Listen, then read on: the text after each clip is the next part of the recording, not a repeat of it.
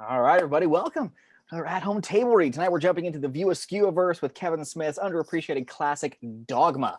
We're not going to waste any time with this one. We're just going to get started with our cast tonight. On action description, we have George. There he is. I'm going to be one of our angels, Loki. Joining me on that, we have as Bartleby, Joe.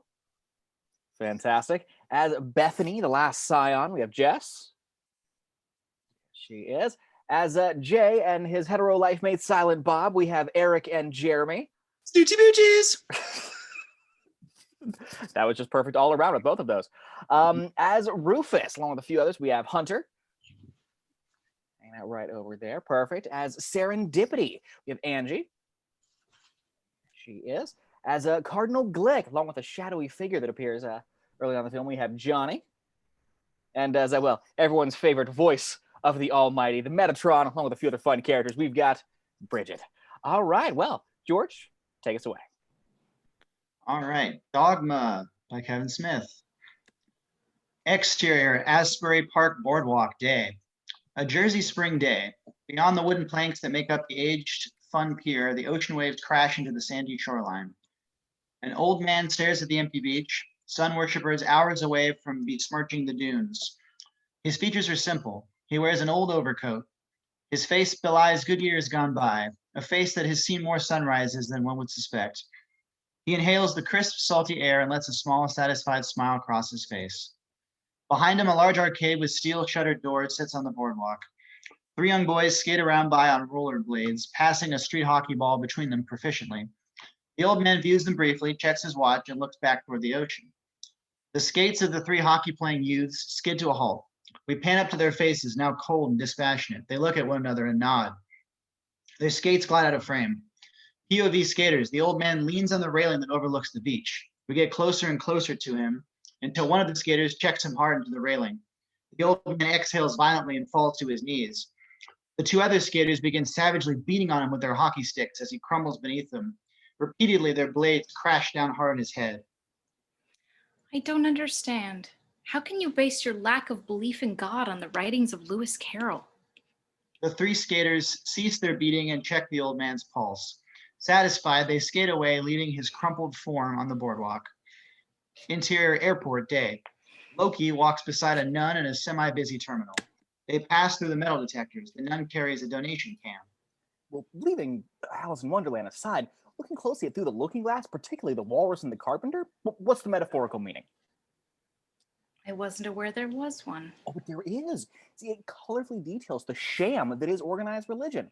See, the walrus, with his girth and good nature, he obviously refers to either Buddha, or with his tusks, the lovable Hindu elephant god, Lord Ganesha, that takes care of your Eastern religion. And the carpenter, who's an obvious reference to Jesus Christ, who was purportedly raised the son of a carpenter, and he represents the Western religions. Now, in the poem, what do?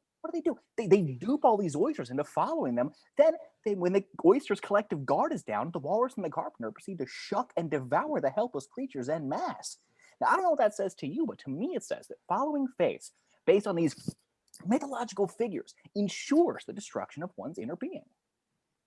Bartleby sits amongst a row of seats by one of the arrival gates. He eats popcorn and stares at a steady stream of travelers exiting the gate, meeting loved ones, family. See, organized religion destroys who we are by inhibiting our actions and decisions out of fear of some intangible father figure who shakes a finger at us from thousands of years ago and says, do it and I'll fucking spank you. Bartleby smiles as the meet and greet's warmed. Loki settles up beside him, kneeling on one of the seats facing the nun. Through the Looking Glass? A children's tale? I think not. I've never really thought about it like that. What have I been doing with my life? Don't look back. Just get out there and taste life, Leave this for the unenlightened. Poverty's for the gullible. It's another way for the church of trying to control you. Take this money you've been collecting for your parish and, get yourself a nice piece of ass. You deserve it. The nun nods at him and saunters off, obviously grappling with something. A passerby tries to stick money in her can, but she yanks it away. Loki faces the proper direction in his seat and plops down beside the still transfixed Bartleby. Here's what I don't get about you. You know for a fact that there is a God. You've been in his presence. He's talked to you personally. Yet I just heard you claim to be an atheist. Come on, man. You don't believe any of that shit I was telling her. I was like, what the fuck with the clergy, man? I love to keep those guys on their toes. When her head stops spinning, she'll be facing, the way of the just again. But she'll have a bunch to confess. And here's what I don't get about you. Why do you feel the need to come to this place all the time? I like to watch. This is humanity at its best. Look at them. A reunited family share a group hug and move on, making way for two young lovers to embrace and kiss passionately. All that tension, all that anger and mistrust, forgotten for one perfect moment when they come off that plane. See those two? The guy doesn't even know that the girl cheated on him while he was away. She did? Bartleby and Loki continue to watch the arrivals. Yep, twice. But it doesn't matter at this moment because they're both so relieved to be with one another. I like that. I just wish they could all feel the way more often. Maybe if someone gave out free bags of peanuts more often, they would. It was so friggin' important that I had to miss my cartoons this morning. Was it to share in your half-ass obsession with Hallmark moments? I'm gonna slug you. You're never gonna believe this. We're going home. Let me have some. Look what somebody sent us in the mail. Did you say we're going home? Cardinal Glick cuts ribbon on Catholicism. Wow. My Wow campaign. And? Keep reading. Updating the church, television spots, papal consent, rededication. Again, and? Give me this. The rededication of St. Michael's Church on its 100th anniversary is the kickoff of the new campaign that seeks to bring the Catholic Church back into the mainstream. With a papal sanction, the archway entrance to this century-old Jersey Shore house of worship will serve as a passageway of plenary indulgence, which, according to Catholic beliefs, offers all who pass through its arches a morally clean slate. You still don't get it, do you? No, I don't get it. Are we leaving now? They start walking. If you walk through the church's front doors on the day of the rededication ceremony, your soul is wiped clean of any and all existing sin, more so than the sacrament of penance could ever offer. It's a plenary indulgence, man. I don't know why I've never thought of this before. Sounds thin. Sounds like someone made it up. It's rarely employed, but it's legitimate. It's a papal sanction, for God's sake. So you're saying I walk through this doorway thing and I get to go back home? No, by passing through the doors, our sins are forgiven. Then all we have to do is die. We die? I don't want to die. You'd rather stay down here for a few more eons? No, we don't even know if we can die. All right, what if we can? And then the arch thing doesn't pan out. What then? Hell? Fuck that. Impossible. If we cut off our wings and transubstantiate to complete human form, then we become mortal. And if we die with clean souls, there's no way to keep us out. They have to let us in. Who sent this thing? I don't know. Somebody's looking out for us, I guess. Doesn't matter. All that matters is that after all these years, we found a loophole. He can't keep us out anymore. And once we're back in, I'm sure he'll just forgive and forget. They pass the nun, who leans against a wall, still dazed. Yeah, but this plenary indulgence thing is church law. It's not divine mandate. Church laws are fallible because they're created by man. When the last sacred promises imparted to Peter, the first pope by the Son of God before he left was, whatever you hold true on earth, I'll hold true in heaven. So if the pope says it's so, God must adhere. It's dogmatic law. Let it never be said that your anal retentive attention to details never yielded positive results. You can't be anal retentive if you don't have an anus. It's outstanding work. There's just one thing I think we got to do before we leave. This is going to get us back on his good side. What's that? Loki smiles and starts rifling through his pockets. He extracts a magazine article. This is something I've been doing about for 5 years. Read that. The crumpled article displays a Barney-like gold-hued cow alongside various profit charts and text. Mooby the Golden Calf, creating an empire out of simplicity. Loki wipes his mouth and nods to the article. I want to hit him. Are you nuts? We're mere days from getting back and you want to jeopardize it because you have a soft spot for the good old days? Hey, what better way to show I've repented than by resuming the position I once denied, thanks to you? A killing spree is not going to make things better for us. I'm not talking about a killing spree. We're talking about divine justice. I'm talking about punishing the wicked, raining down fire and brimstone. He's all about that. I know he'd want this done. There hasn't been an angel of death since you quit. Doesn't that mean anything to you? Besides, what if you're wrong? If I'm wrong, it won't matter. Like you said, we passed through the arch thing and we're forgiven anyway. They step up to an elevator and press the button. Well, he does hate competition. And this movie definitely falls under that heading. So the church we have to go to is where? New Jersey. The rededication is in 4 days. Doors open, they get on. Other people are inside as well. Last 4 days on Earth? Got a dick, I'd go get laid. We can do the next best thing, though. What's that? Yeah, let's kill people. A guy beside Loki reacts. Loki smiles at him as the elevator doors close. No, not you. Opening credits. Between black cards with white credits, there are shots of an old man from the boardwalk being wheeled into a hospital on a gurney, being treated in the emergency room, being hooked up to life support system, and finally resting in an intensive care wing. Exterior St. Stephen's Parish Day. The church sits on a grassy knoll in McHenry, a suburb of Chicago. Some kids tear by on bikes and egg it.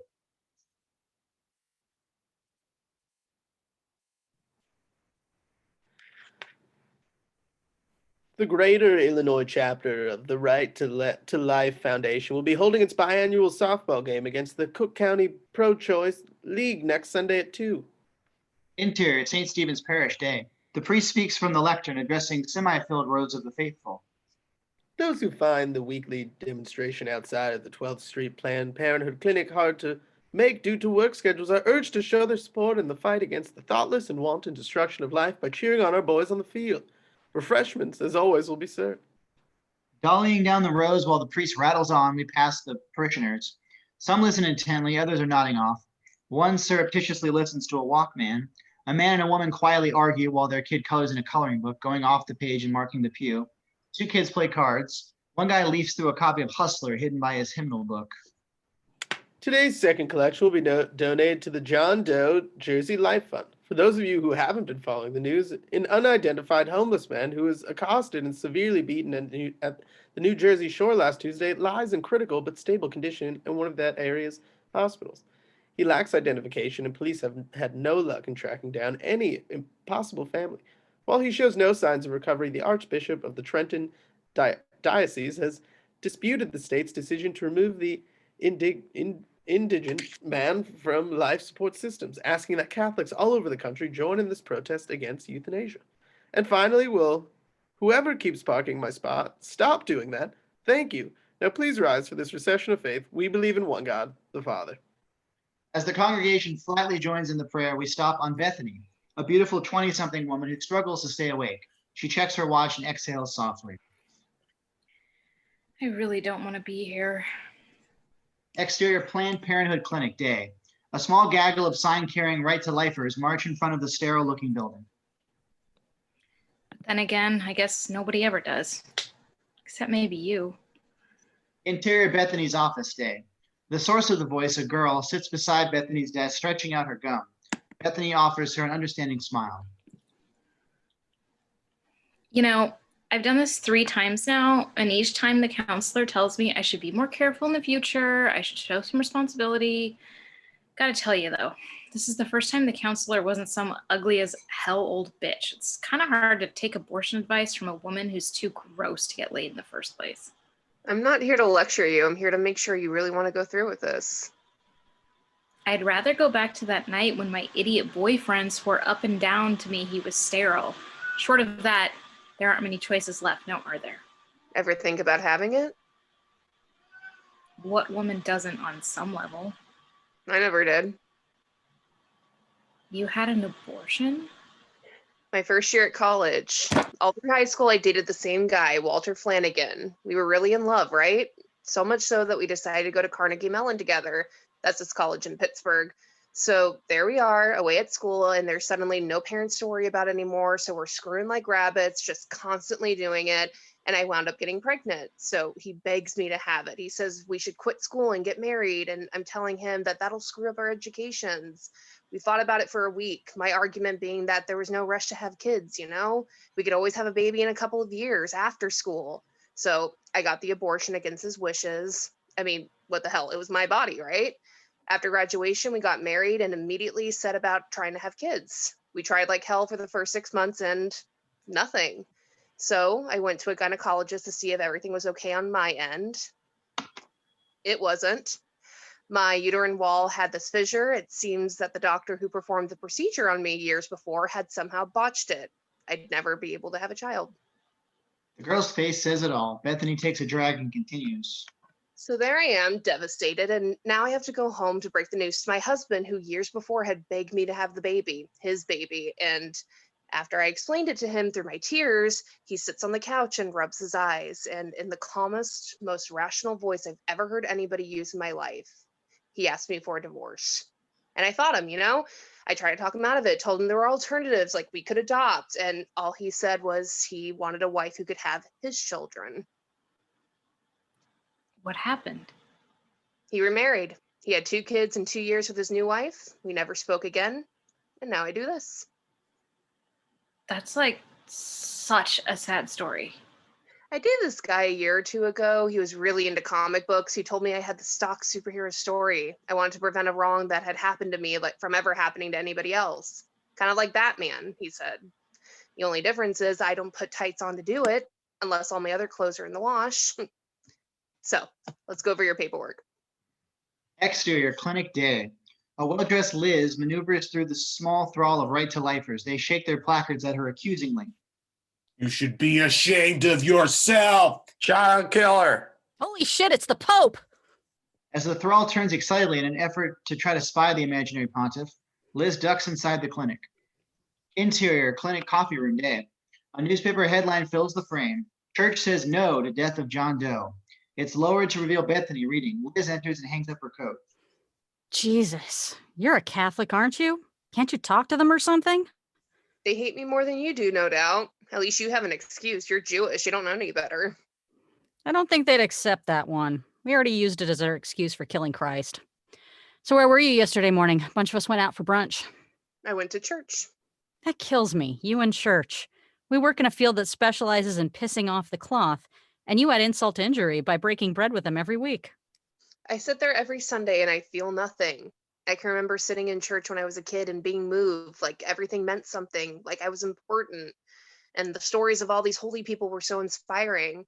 Now I sit there and think about my checking and what I'm going to do, what I'm going to wear to work the next day. So then why do you still go? You wouldn't believe me if I told you. You think I'm going to mock your religious beliefs? We're friends, Bethany.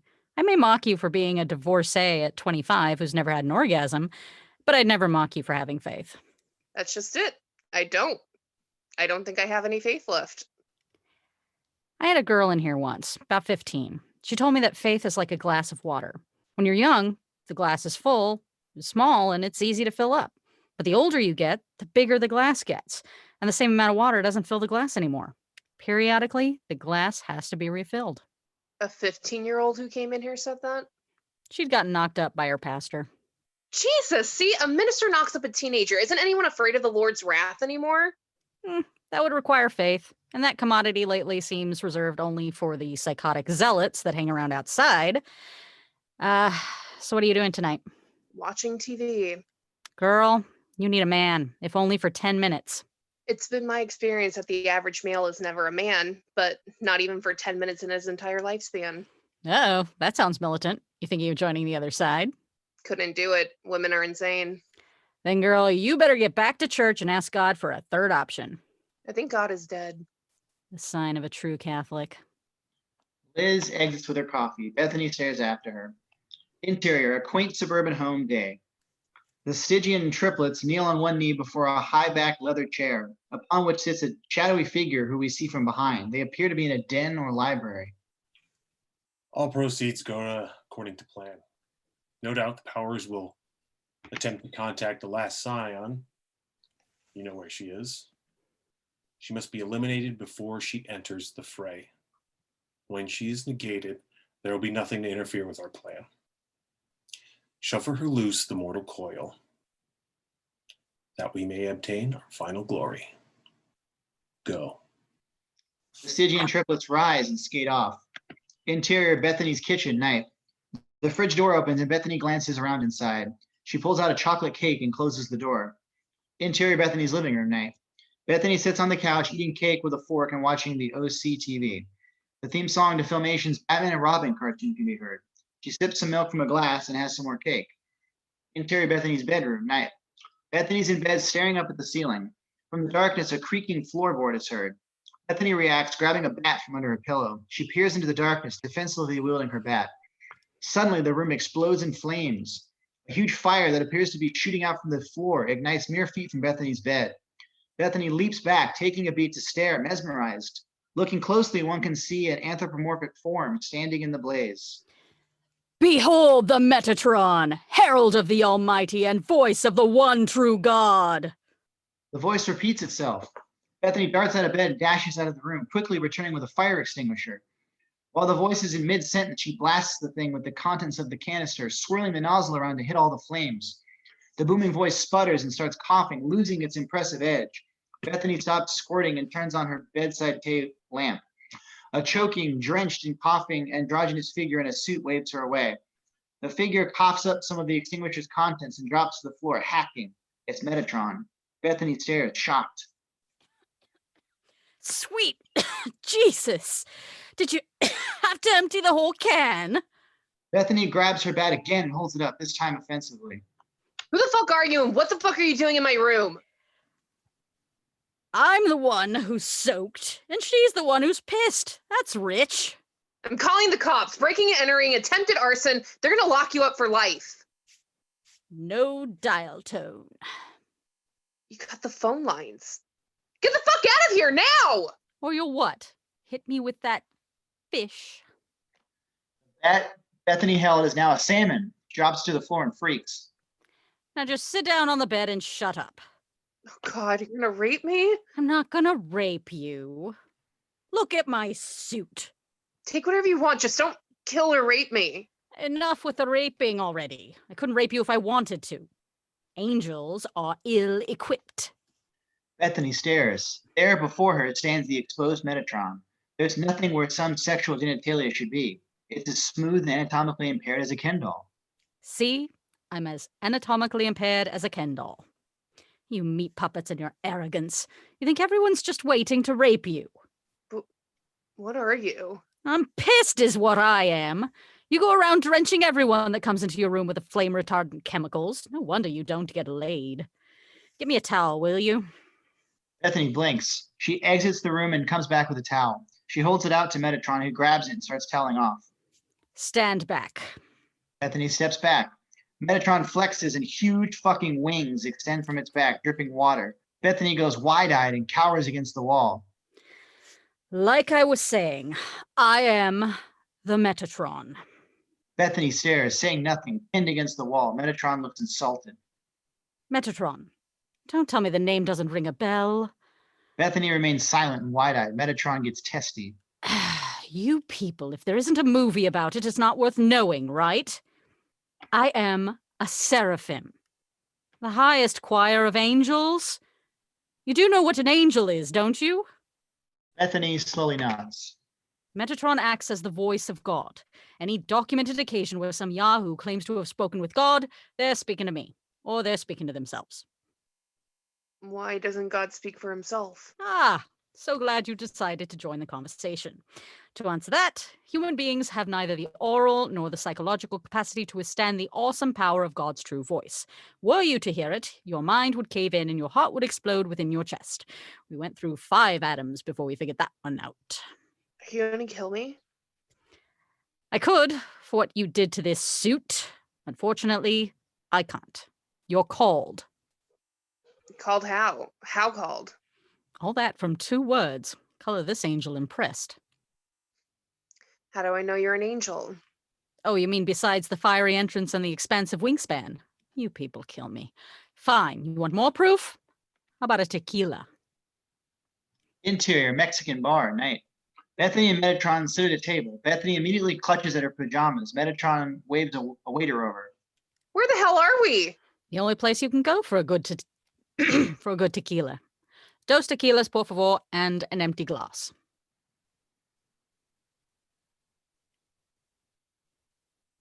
See? The waiter turns to leave. Metatron yanks a smoke from his pocket as he goes. Gracias, senor. We're in Mexico? Actually, we're in the Chili's down the street from your house. But it was still an impressive trick nonetheless. You don't mind that I lost the wings, do you? I'm trying to keep our profile low.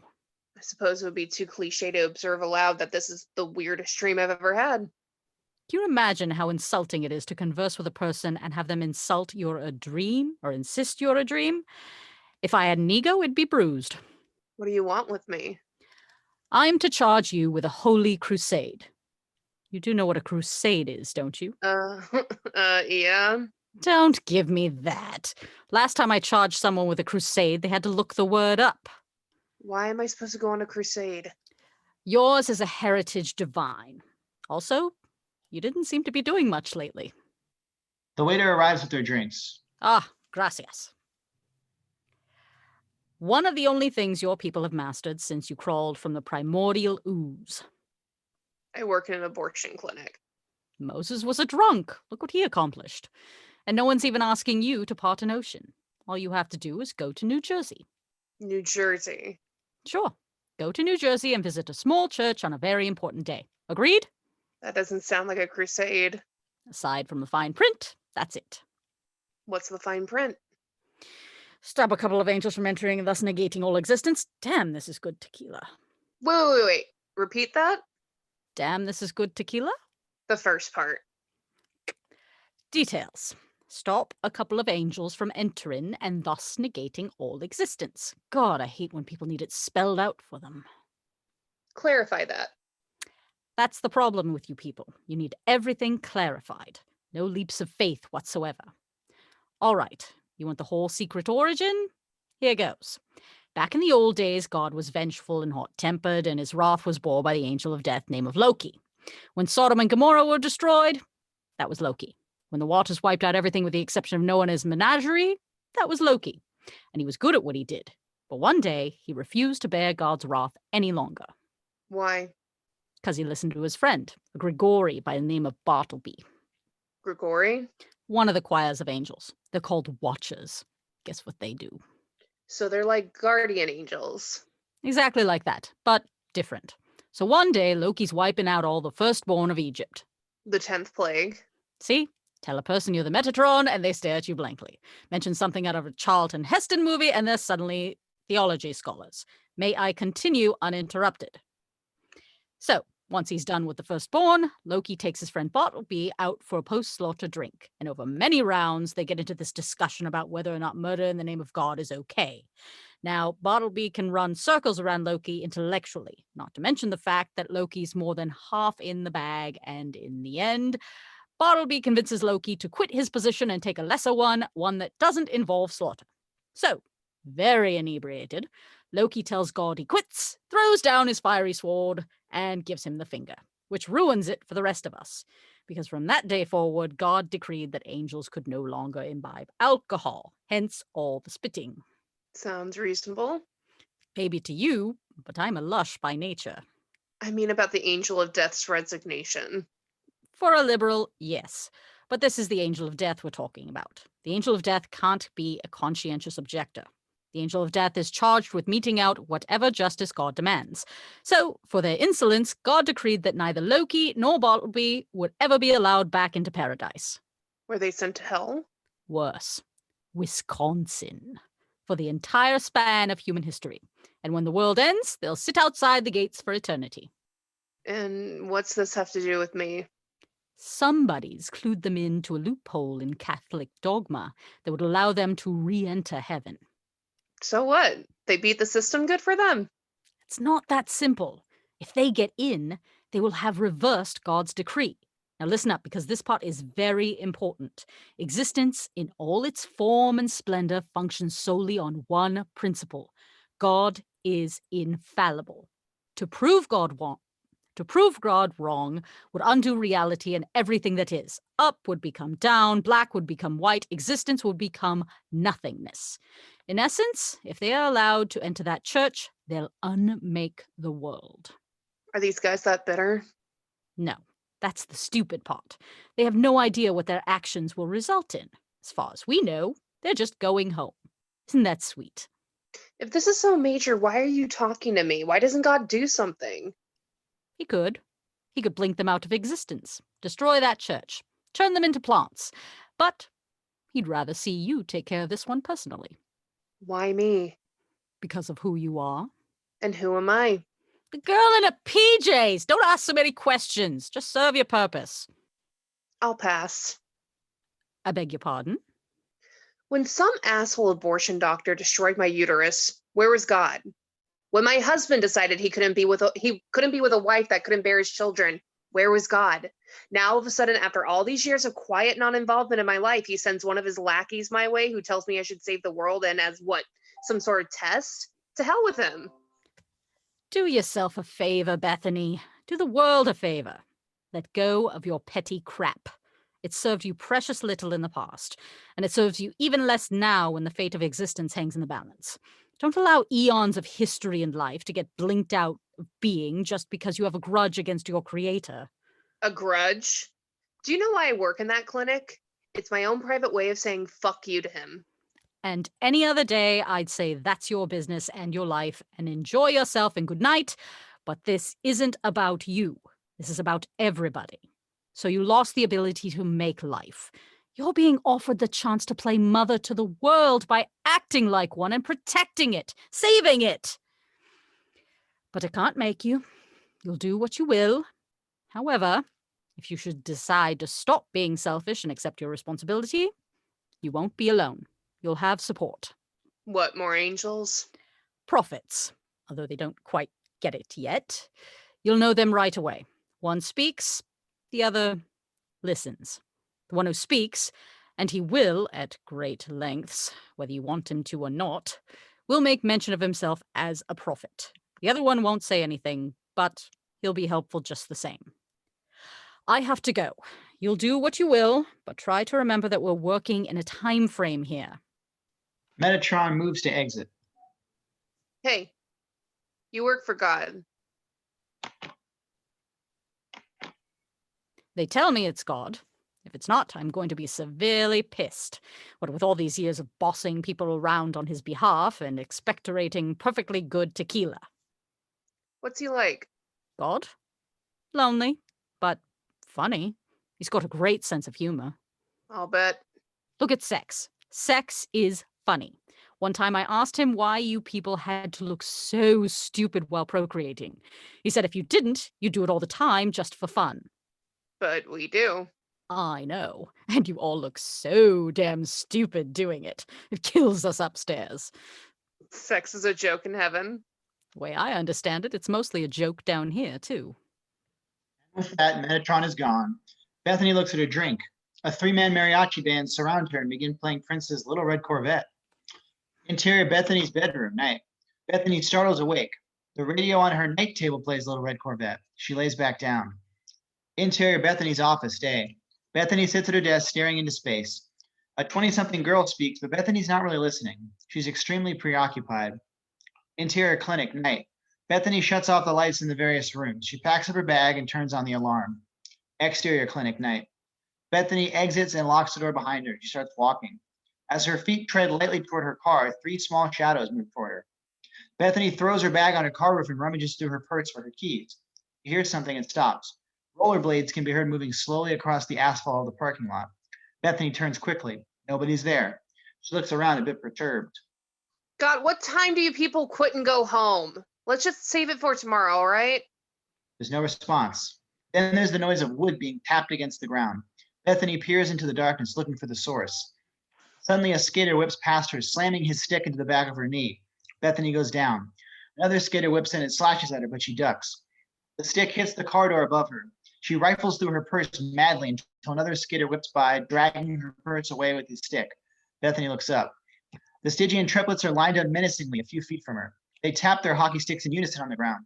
Bethany jumps up and faces them defensively. The triplets emit an unholy shriek and charge at her. And from out of nowhere, a large figure swoops down from above, landing on the ground between Bethany and her menacers. The triplets stop short and regard the figure curiously. The large figure whips into a defensive stance, Batman style. The Stygian triplets look to one another. They shrug and charge anew. From behind the rock-still large figure, a smaller figure leaps into the streetlight, shrieking, flying through the air, busting into a flying kick. He lands before the middle triplet and open palm punches him twice in the face, grabbing his stick from the falling child's hand and tossing it into the air behind him. The stick sails through the night air and is snatched by a grip of the large figure, who twirls it under his arm and then back out like a sigh. He swings it out before him, knocking the other two triplets off balance. The smaller figure backflips into the larger figure's arms and kicks his feet into the faces of the two wobbling triplets. They go down, and the smaller figure leaps forward with a shriek, landing between the fallen pair, elbows into their backs. The first struck triplet leaps out of the darkness of the large figure, screaming something unholy. The large figure catches the kid by the throat and quickly headbutts him, tossing him to the side. The large figure sways for a beat and then shakes it off. The small figure collects the hockey sticks and throws them into the distance. He kicks at the fallen triplets as they scurry away. Go back to your paper route, you mighty duck fucks! Snoogans. Large figure saddles up beside the small figure. They look at one another and shake hands. Dude, I know they were just kids, but we kicked their fucking asses. Bethany stares, mystified. She grabs her purse from the ground. Where did you learn to do that stuff? In this comic book some guys made about us. Long story. I don't know what to say or think. The figures turn to the light, revealing the faces of the heroes for the first time. Two very familiar faces. So you offer us sex as a reward? Who are you? The large figure lights up a smoke. The small one extends his hand. Jay, and this is my hetero life mate, Silent Bob. Well, thank you for being out here so late. Come to think of it, what are you doing out here so late? Wait a second, are you protesters? What's a protester?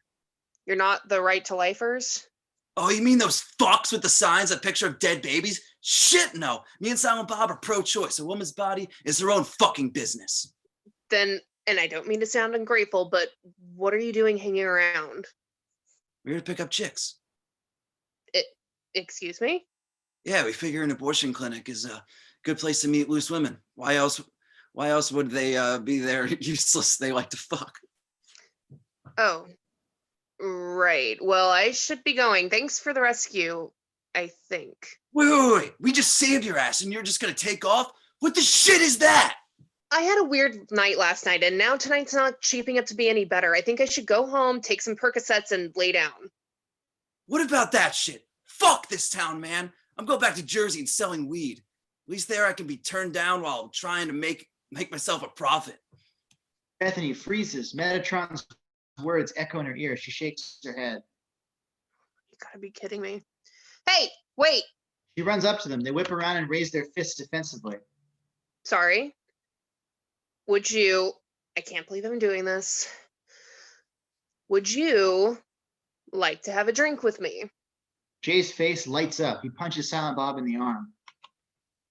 See? I told you if we hung around outside that place, we get laid. Thank you. Thank you, God. Interior, seedy gun shop, night. Various guns are laid out atop a glass case. Now this piece is nice. It's not lightweight, but one look at it, nobody is going to fuck with you. Try it on. Loki picks up the gun. Bartleby and the salesman look at him. I don't know, it's a lot more compact than the flaming sword, I'll say that much. It's a weapon of choice these days. Seems unimpressive. At least the sword looked intimidating. Why such a strike fear into the hearts of the wicked with this? Oh, I get it. You want to become a vigilante, right? Like Batman or something? Batman never uses guns. I don't know, it feels impersonal. Don't use a gun. Just lay waste to the place like Sodom and Gomorrah. Now that was something. Well, yeah, for you, maybe. You got to stand there and read. I had to do all the work. What work? You lit a few fires. I rained down sulfur, man. There's a subtle difference. Sure. Are you kidding? Any moron with a pack of matches can start a fire. Raining down sulfur is like a huge level of endurance. Mass genocide is the most exhausting activity one can engage in, next to soccer. I'll take this one. $5.75 to walk right out with it. Loki starts sifting through his wallet. Soccer? Interior diner, night. An English muffin is covered with a knife full of jam. Bethany raises the bread to her mouth and takes a bite. She glances at the off-camera pair and stops chewing. Jay and Silent Bob study her intently.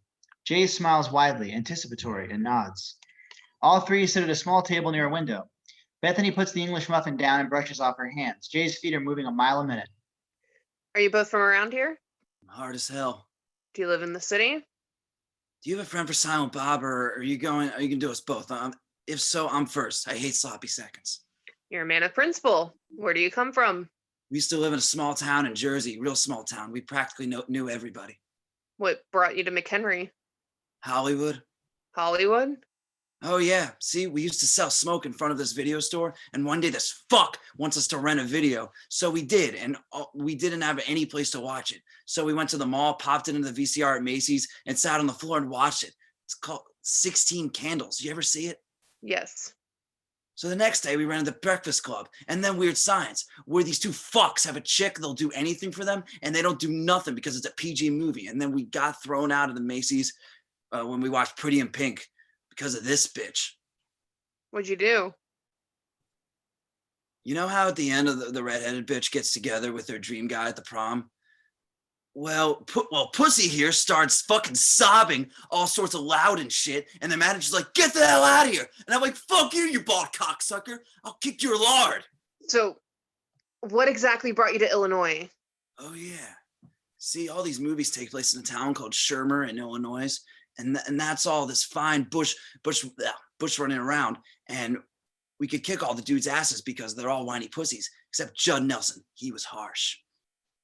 But best of all, there was no one selling weed. So I say Silent Bob, man, we could live that if we have a blunt connection in Shermer, Illinois. So we collected some cash we were owed and caught a bus. But when we got here, you know, we found out there is no Shermer in Illinois. What kind of shit is that? Fucking movies are bullshit. And now you live here?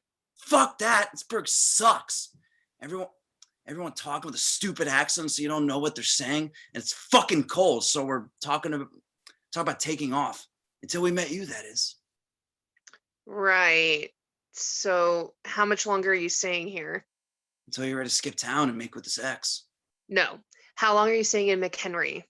Oh, we're leaving tomorrow. Where are you going next? Jesus, this broad asks a lot of questions. Back to Jersey. We've been going straight for like 5 years now. It's about time for us to retire or something. Enjoy our salad years. No more adventures. I see. Yeah. So you do anal? Is it true that chicks fart if you blast them in the ass? I didn't ask you out for sex. I'll take head.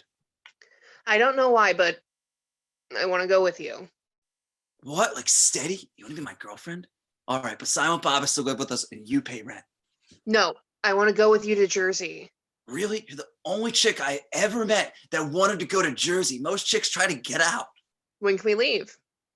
Wait a second. What is this shit? Are we gonna fuck or not? You're going to lead me somewhere. Me? Lead you? Lady, I don't even know where I am half the time. If we're not gonna fuck, then what the hell did you ask me out for? Someone told me I'd meet you and you'd take me somewhere I was supposed to go. I didn't believe it until you said that thing in the parking lot. What the hell are you babbling about? All I know is we saved your ass from some angry fucking dwarfs and you promised us sex? Did this crazy bitch promise us sex? And now you're telling me that I'm supposed to take you somewhere and you don't even know where it is? Do you believe in God? Holy shit, you're Jehovah's Witness. All the fine chicks that come out of this place, we gotta get the one Jesus freak. Let's go. No, wait. I'll scream rape. I can pay you. Pay? For being my guide. You were going to leave anyway. All I'm asking is to tag along and see where it leads. I'll pay $100 and all expenses. Oh, I feel like I'm Han Solo and you're Chewie and he's Ben Kenobi, but we're in that fucked up bar. What about sex? No sex. All right. But let's say we're caught in a situation where we've got like 5 minutes to live, like a bomb or something about to go off. Would you fuck us then? In that highly unlikely situation? Yeah, sure. Yeah, you slut. Nooch. What do you think? Bob shrugs. Jay stands up. All right, but I'll drive. Exterior main highway, night. Bethany's car roars overhead, speeding down the road, revving awfully loudly. Interior Bethany's car, night. Speedometer reads 95. Jay drives, eyes glued to the road, happy as hell. Silent Bob smokes to his right. Bethany sits pinned against the back seat, wearing an uncomfortable and dubious look. She struggles to lean forward. The engine still races. What gear are you in? Gear? Exterior highway, night. Jay, Silent Bob, and Bethany sit on and against the car. The hood is open and smoke billows out. Well, what do I know from shifting? Like I ever drove before? Silent Bob shrugs and smokes. Bethany walks away, shaking her head. chicks. Silent Bob nods and extracts a tool from his jacket. He begins working on the engine as a cross-country bus races by. Interior bus, night. Bartleby and Loki sit in the back. Bartleby reads a map and Loki stares at the gun in his lap. A couple makes out in the seat in front of them. You have to pass through 3 more states to get to Jersey: Indiana, Ohio, and Pennsylvania. A very important stop in Cleveland. Oh, right. The Angel of Death returns. Sounds like a bad movie. Yeah, movies are bullshit, all right? Don't start with me, all right? Last time you bugged me about my job, you got a sentence to life in Wisconsin. All the times we've been down here, why don't we ever leave the cheese? He said to stay where he put us. We feared worse punishment if we disobeyed him again. Where were we afraid he'd put us? New Jersey. And that, my friend, is irony. You know, maybe you're wrong about this whole slaughter thing. How can you even be sure what incurs the Lord's wrath these days? Times change. Remember when eating meat on Friday was supposed to be a hell-worthy trespass? Or when people weren't even supposed to shop on Sundays? That stuff is small potatoes. Major sins never change. And believe me, I can spot a commandment breaker a mile away. Sure. You don't believe me? Look, this one. So what? They're kissing. Adultery. That's a stretch. How do you know they're not dating? You know better than me. Let's hear it. Oh, I know the truth. Let's see how boned up on the job you really are. A test? Of sorts. So what's your proof? He's wearing a wedding band. So maybe that's his wife. No married man kisses his wife like that. You get married and the passion dies, man. Don't you ever watch talk shows? What are you talking about? A guy makes his best plays when wooing. When the object of desire is won, there's no need to extend the effort anymore. He relaxes, satisfied with the spoils of victory, which he then decides isn't so victorious because he's saddled with a life mate. Very romantic sentiment. Yes, that's the problem. Romance. Think about it. Back in the old days, nobody got married out of quote-unquote love. People married for property, dowries, or to procreate, to immortalize oneself through offspring. How did all this love stuff start? What the hell happened to the status quo? Troubadours. Lionel Richie's old group? No, that's the Commodores. The Troubadours were wandering minstrels and dramatists that sang melodramatic and sappy songs of undying love. That sounds like Commodores. The Troubadours made love fashionable, and their influence altered the balance in a significant fashion. Until then, people got married because they had to. After then, people started falling in love. Romantic courtships became the norm. What started out as a simple entertainment made such a dramatic impact as to forever alter the way society operates. Yeah, that's human beings for you. Easily misled. From the Garden of Eden to the Thigh Master. Like, they believe what they're told. Like, I'm telling you, one day they're going to watch one too many John Hughes flicks and start looking for Shermer, Illinois. Be fair. Humans are dumb, but not that dumb. So is it adultery or not? Excuse me. Couple stops kissing. The man looks at Loki. Are you married? Why? I mean, I'm just curious. What do you think? The man shakes his head and goes back to kissing. Bartleby offers Loki a satisfied expression. Loki taps the man on the shoulder. What? To her? What? Are you married to her? Not that it's any of your fucking business, but no. Why? Loki looks at Bartleby. Bartleby rolls his eyes. Loki calmly shoots the man in the head. Screaming ensues. Exterior highway night. The bus skids to a halt. People flock off in a panic, scattering. After a beat, Bartleby and Loki do board and stand there alone. You're such an asshole. Don't blame me, man. Blame the Commodores. Troubadours. Exterior roadside of highway, dawn. Silent Bob still tools around under the hood. Jay hands him various wrenches. Bethany steams off to the side. She's pissed, dude. She'll never fuck us now. Well, maybe you, but definitely not me. Let me know who she is. Nobody is fucking me. You got that?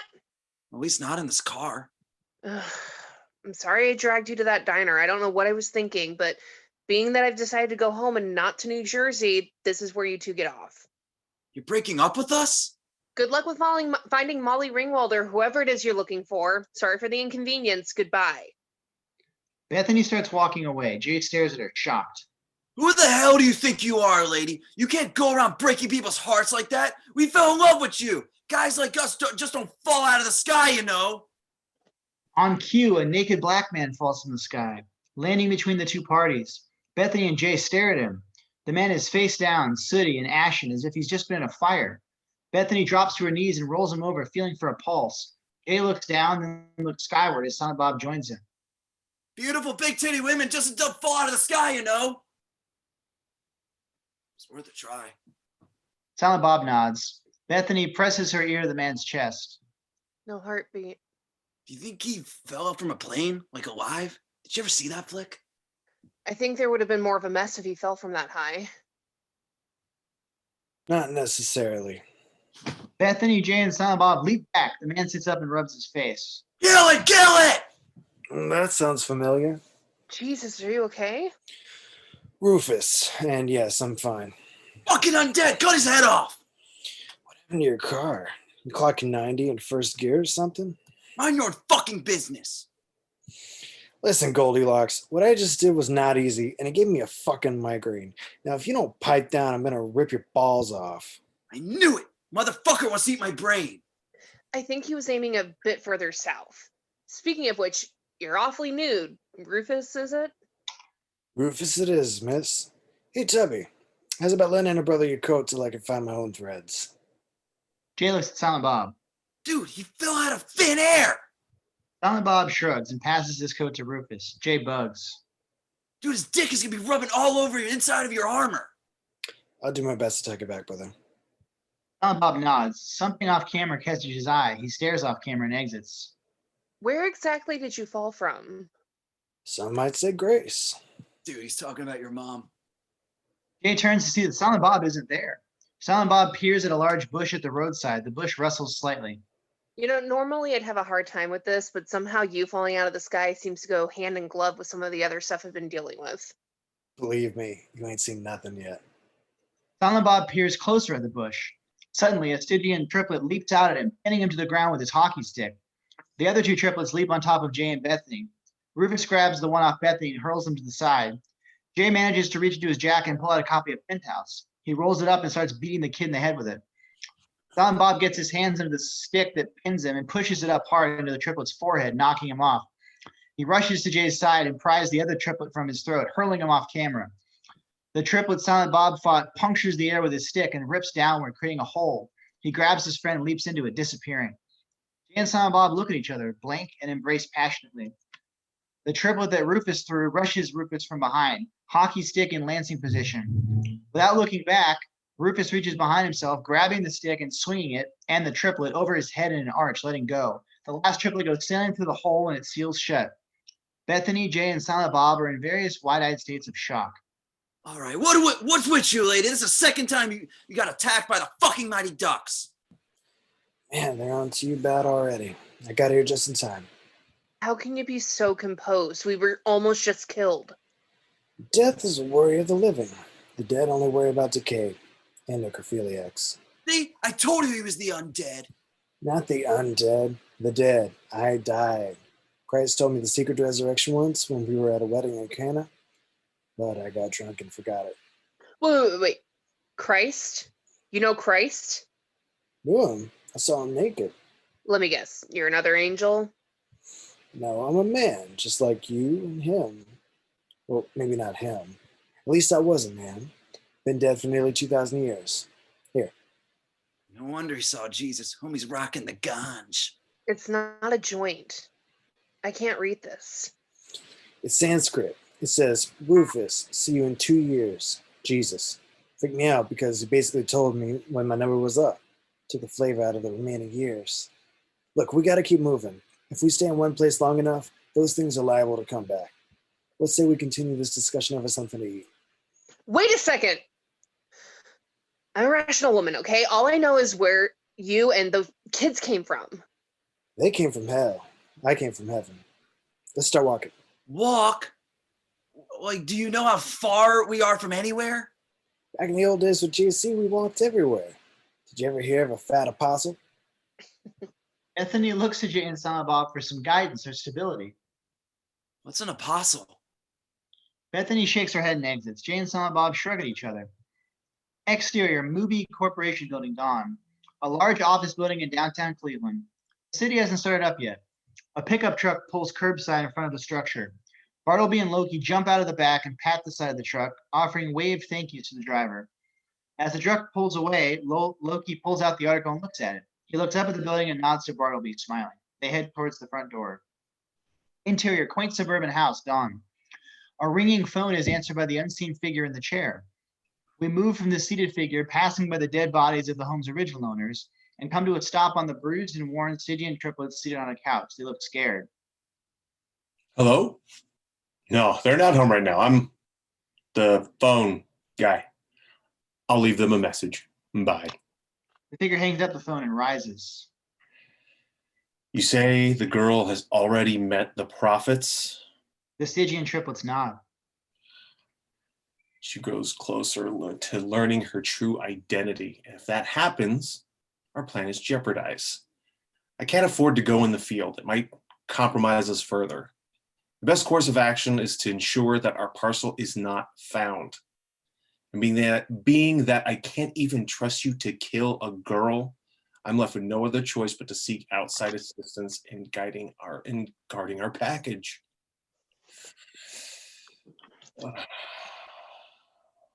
I'm gonna have to summon the Golgotha.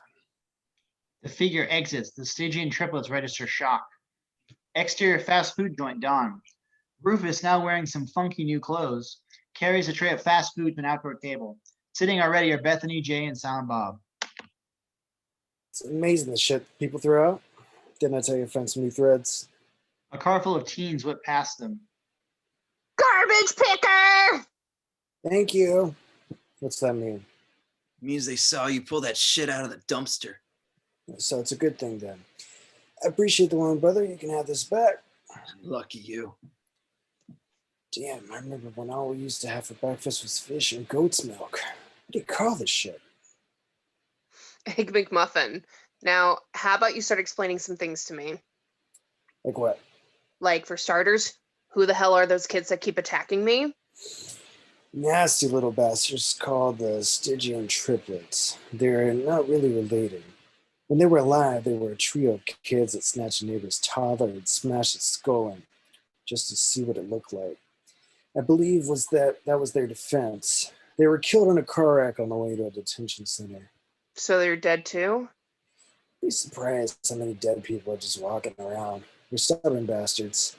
Thing is, those kids are supposed to be in hell, which means that someone wants you out of the picture so badly they're willing to summon demons. Is it those two angels I'm supposed to stop? Couldn't be. They're not evil. They're just stupid. Wait a minute. Are you going to listen to this shit? You don't even know who this guy is. For all we know, he's one of those fucks. They both showed up at the same time. I hate to say it, but he does have a point. How did you know where to find us? You know what the dead do with most of their time? They watch the living, especially in the shower. I can't wait to die. And why are you watching me?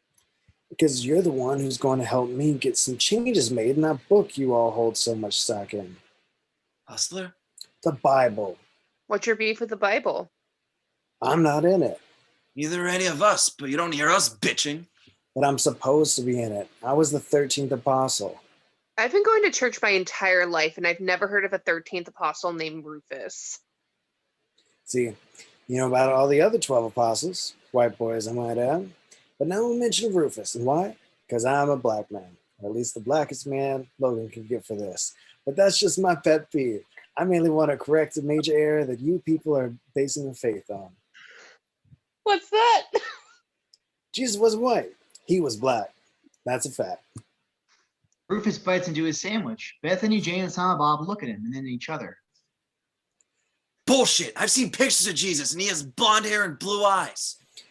That's what's particularly insulting. Between the time when he established the faith and the church started to officially organize, the powers that be decided that while the message of Christ was integral, the fact that he was black was a detriment. So all winners were ordered to be Eurocentric, even though the brother was blacker than Jesse. If that's true, then why'd he get written about while you were left out? Well, he is the Son of God, right? It's kind of hard to have a New Testament without him. So you fudge a few facts and put a spin on his ethnicity, leaving me out, it's okay, because there's still 12 apostles to choose from. Nah, I don't buy it. That's what the good people of Antioch were saying when they stoned my ass. You were martyred? That's one way of putting it. Another way is to say I was bludgeoned to shit by big rocks. See, Christ told his apostles to go out into the world and spread his word. Antioch was already garnering a big Christian following, so I got sent there. And I was a big hit. Loved hearing about Jesus' message and how he was the Redeemer. But when I mentioned he was black, the whole town turned on me. Called me a liar and shit. I pressed the point, and before I knew it, I'm wearing stones, although not to accessorize. Why didn't you just let the point go when you saw how they were reacting? Because it's part of the facts. White folks only want to hear the good shit. Life eternal, a place in God's kingdom. As soon as they hear they're getting all this from a black Jesus, they freak. And that, my friends, is called hypocrisy. Folks just can't accept a black savior. You gonna eat that hash brown? So you went to heaven? Shit, yeah. It was the least a brother could do. I gave up my sheep and followed his ass around Jerusalem for 3 years. And in all that time, did I ever get laid? Hell no. But I didn't bitch because I was into his message. And while the message is what counts, folks should know that he was black. That's why I'm going to help you find and stop those angels from getting to that church in exchange for you helping me with my campaign. How do you know about that? Heaven's a pretty boring place, and anything that breaks the tedium is news. The unmaking of existence is what you might consider a great tedium breaker. Besides, there isn't much I don't know about you. I find that hard to believe.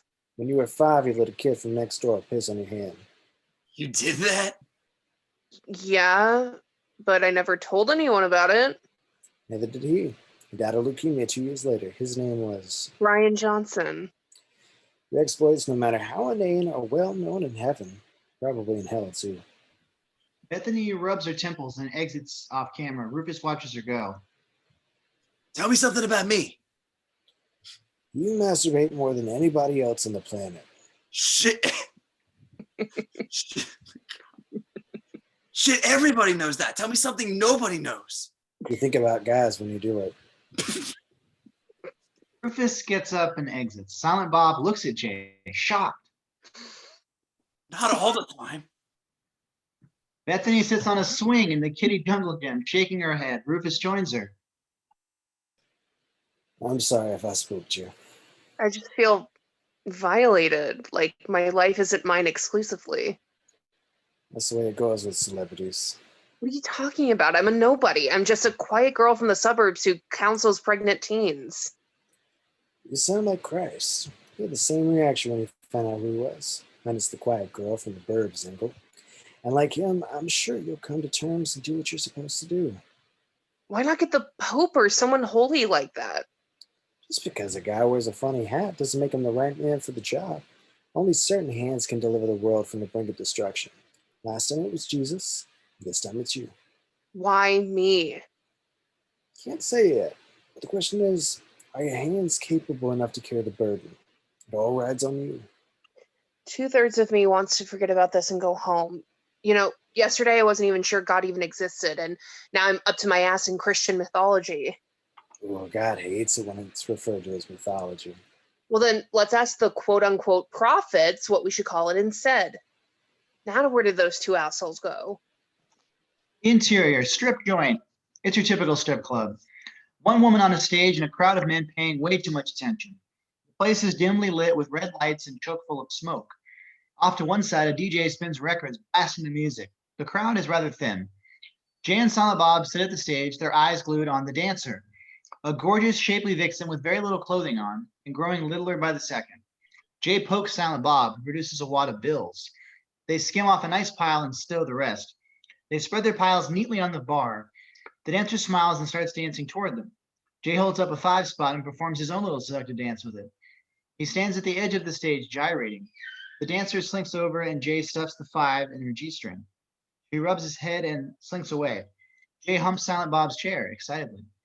Bethany and Rufus come up from behind them. Bethany hits Jay. What are you doing? Proving to this bastard that I ain't gay. What? Long story, forget it. But we should get moving. How can we get to New Jersey? I had a car. She slaps Jay upside the head, but riveted by the dancer, he doesn't feel it. We can go by train. Sounds cool. There's a phone out there. I'll call for reservations. Rufus is now also riveted by a table dancer off to the side. No, it's okay. I can handle it. Rufus half nods. Bethany shakes her head and exits. The dancer gyrates on the stage, revealing more and more of herself. Jay pounds on the stage, hoots and dances, flashing more bills. Across the stage, a small gang of bandana-wearing, angry-looking black guys watch the off-camera Jay with little amusement. The dancer dances toward them. Sweet thing, look what I found, Snoog! The dancer smiles as she approaches Jay, but is interrupted by more banging. The gang leader has his foot on the stage. He produces a $10 bill from his jacket and casually holds it up. The other three members of his posse smile and slap hands. The dancer shrugs at the shocked Jay and changes direction, heading towards the gang. Jay casts a horrified look at Silent Bob. The gang leader leans forward, preparing to tip when we hear an obnoxiously loud throat clearing. Jay holds aloft to 20, smiling and nodding. The dancer shrugs at the gang leader and again switches direction. The gang leader looks at his posse, who shake their heads at him disappointedly. The stage becomes a bidding table, as on one side, the gang leader produces 2 20s. On the other side, Jay, staring at the gang leader, produces 3 20s. The gang leader hits his posse up for more cash. Jay hits Silent Bob up for more cash. The dancer stays in the middle, gyrating and sizing up the best offer. Jay then produces the creme de la creme, $300 bills. He sneers at the off-camera gang leader. The dancer heads over to Jay and wraps her legs around him from the stage, gyrating against his groin. Jay stares at the gang leader, a victorious smirk on his face. The gang leader shakes his head angrily and jumps out of his seat, producing a gun from his jacket. He fires into the ceiling. The music scratches to a halt and the other viewers scatter towards the door. The gang leader points his piece at Jay, his posse backing him up. You smart ass, ain't you, white boy? It's a free country. The bitch just came to the man with the most. Bitch. No offense, baby. The bitch is gonna be leaving with the man with the most. The man with the most led to this peace. While you and Tubby are leaving with the most lead in your dead fucking carcasses. You know what I'm saying? Step to the side, baby. I'm gonna slap this pussy ass Nino Brown wanna be down. Come on, Kane. This isn't necessary. Shut the fuck up and back away from the midget. Dancer moves to the side. Now, I believe you were going to apologize. I believe you're about to intone some pleas of mercy. Like you're about to say, please, Mr. Kane, I didn't mean to disrespect you in your club. Please accept the most humble apologies. Bethany comes back and sees the mess. She moves to rush to Jay's side, but Rufus holds her back. And off camera, Jay laughs. Jay leans on Silent Bob, laughing. The gang stares back angrily. You want an apology? Give me at least one I'm sorry, and I'll put a kill shot through this thick motherfucker's skull of yours. Otherwise, we go slow and long in the pain disposition. You know what I'm doing? No, what are you doing? I'm closing my jacket so that when we start this up, I don't get your filthy fucking brain guts all over my shirt. You know why? Why? Because you can't get shit stains out of a flannel because I'm saying it that you got shit for brains. The gang leader and his posse stares silently for a moment. Well, I appreciate you breaking that down for me, but I could go without the explanation. No, I don't think you get it. See, there's gonna be some nines firing in here, and when the bullets start flying, your cutlet ass is gonna be all holes and smoke. You think that you're gonna draw on me and walk away? Fuck that, and fuck you, you punk ass monkey bitch. Yeah, I called. Oh my god. Maybe if you kiss my dick all nice before I cap you, I'll bring a coconut to your funeral and lay it on your grave, stick a straw through it, and stick the other end in the ground. Your lips will reach. Gang stares, mystified. Rufus and Bethany can't move, they're so frightened. You think every white boy cowers at your ass? Shit, if I don't fucking plant you, my muscle will here. God, what do you think this is? My boyfriend? I love chicks, so he's got to be with me for one reason, to watch my back. Silent Bob doesn't talk in words. He speaks in bullets. He's all quiet and he's thinking about how he's gonna take you and your bitches one quick enough to piss on the bullets in your bodies before they cool down. You know why? Because he likes to see the hot steam coming off when he sprays them down. Come to think of it, I'm tired of talking to your dumbass. You probably don't even understand big words like piss. Tell you what, I'll explain it to you. Silent Bob, shoot these bitches. Silent Bob slowly raises his hands in a surrender fashion. Jay looks at him. What are you waiting for? Silent Bob shrugs. You don't have a gun. Silent Bob kind of nods. What the fuck do you mean? All this time we've been together, you don't have a gun. Silent Bob indicates the negative sheepishly. That's just fucking great. Do you think I would have said all that if I'd known you didn't have a gun? Huh? Silent Bob raises his eyebrows remorsefully. The gang snickers and smiles. What was that about a coconut? Jay shakes his head and glowers at Silent Bob. No gun. What the fuck kind of muscle are you? All this time you got no gun? Oh, boys, we have some unfinished business here. Can we talk this over? I'll tell you what. You got 30 seconds. Then I cap you. Talk all you like. Bethany goes to make a move, but Rufus holds her back, shaking his head. He puts a finger to his lips to quiet her and points back toward the action, smiling. Jay fumes. I can't believe you. Do me a favor. Shoot this piece of shit first. No gun. Suddenly, they both snap into a momentary trance. Zombie-like, Jay and Silent Bob step to the turntables behind them. Jay puts on headphones and begins scratching a record. A familiar tune begins. The gang watches perplexed. Silent Bob whips around, microphone in his hand, and begins to sing.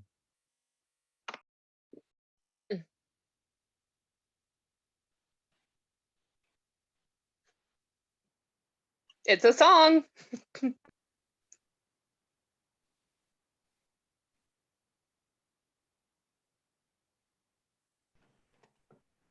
Silent Bob whips around, microphone in his hand, and begins to sing.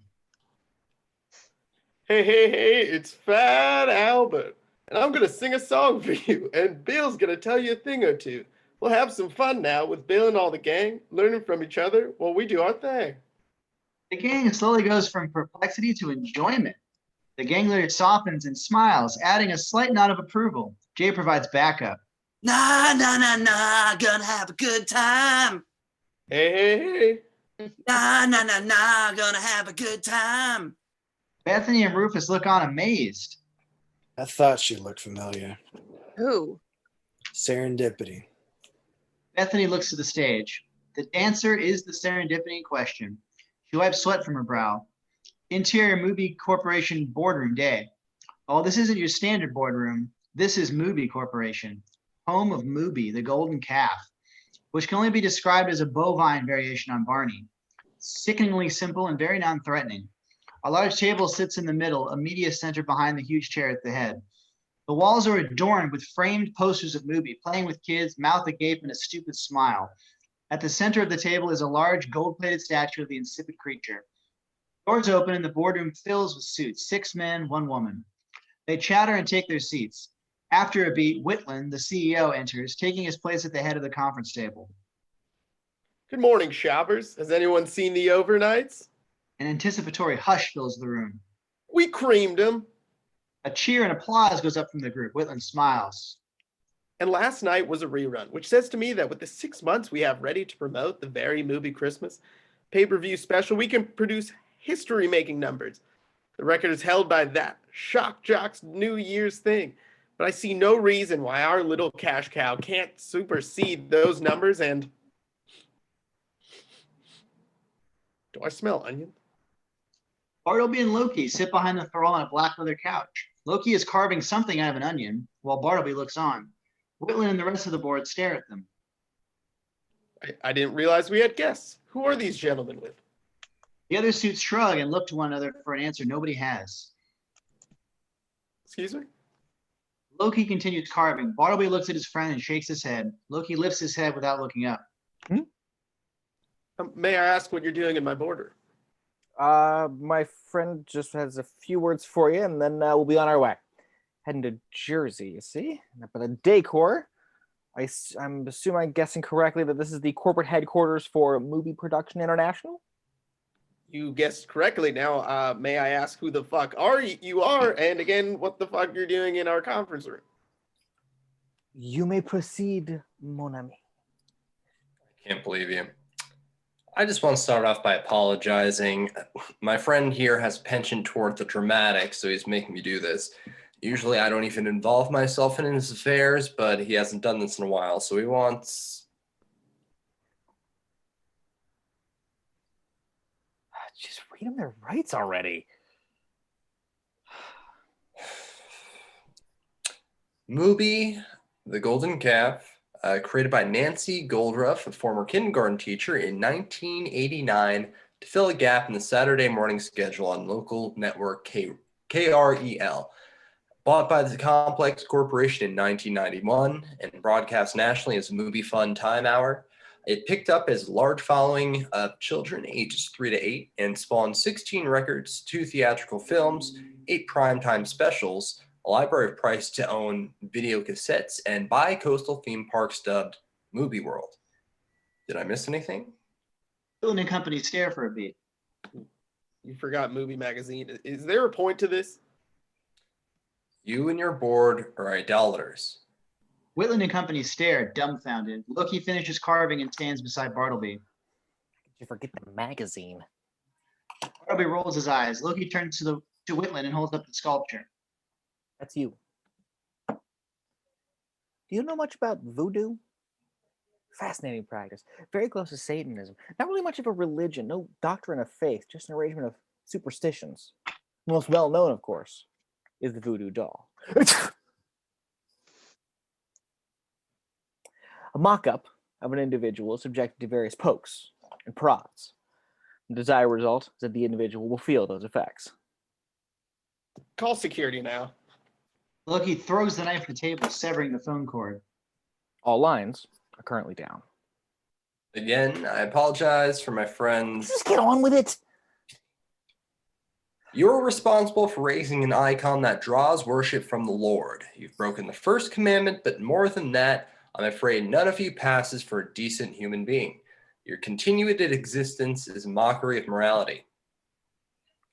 Like you, Mr. Bernard. Last year, you cheated on your wife of 17 years 8 times, twice with prostitutes. You even had sex with her best friend while she was at her garden club meeting and you were supposed to be watching your kids. In the bed that you and your wife share, no less.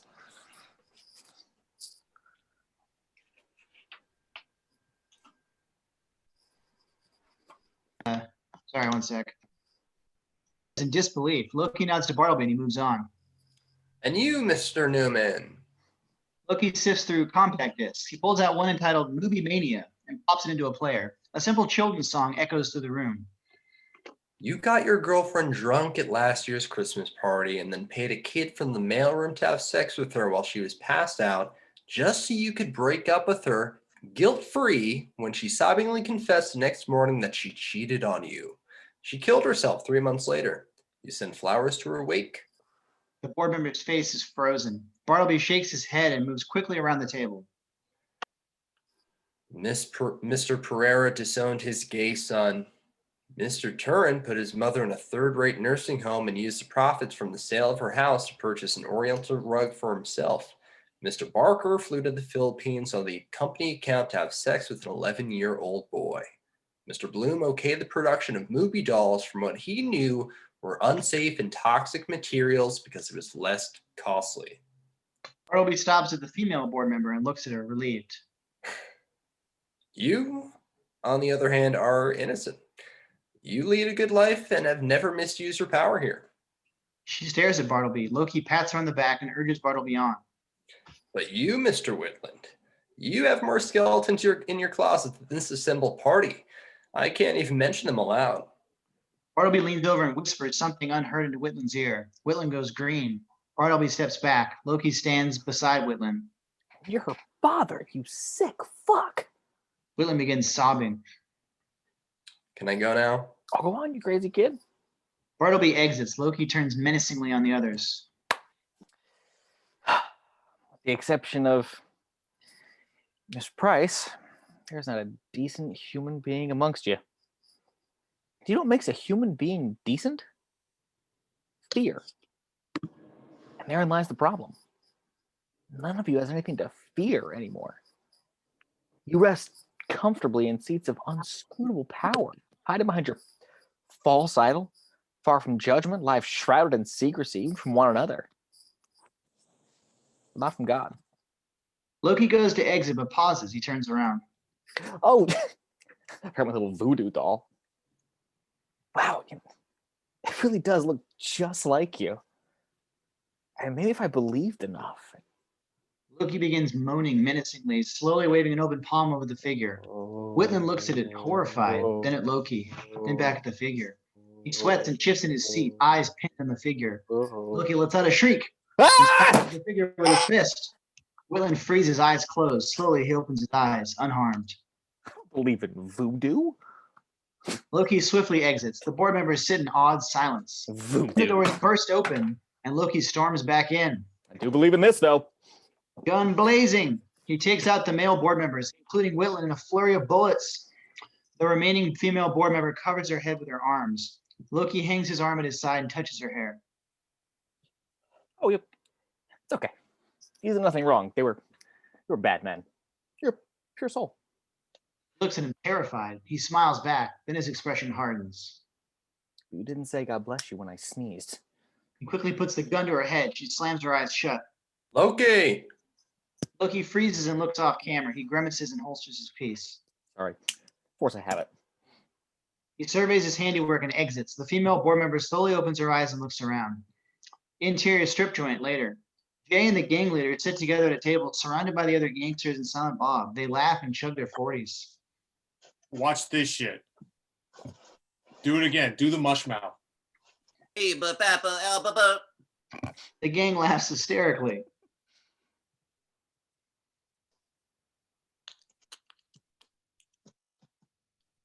Fat Albert like a motherfucker and shit. Bethany, Rufus, and Serendipity huddle around a table further away. Forgot you were down here. How long now? 3 years this August. What about you? Is this another temporary expulsion? You and your Christ was down campaign? What does that mean, another expulsion? I thought you came down here specifically to help me. Is that what he told you? Rufus gets thrown out constantly, at least once a month, ethereal time. They always bring him back, but only after a few days of peace and quiet, free from that black nationalist rhetoric. Artsy fartsy bitch. Who you calling artsy fartsy? Serendipity here used to hang with us sometimes back in Jerusalem.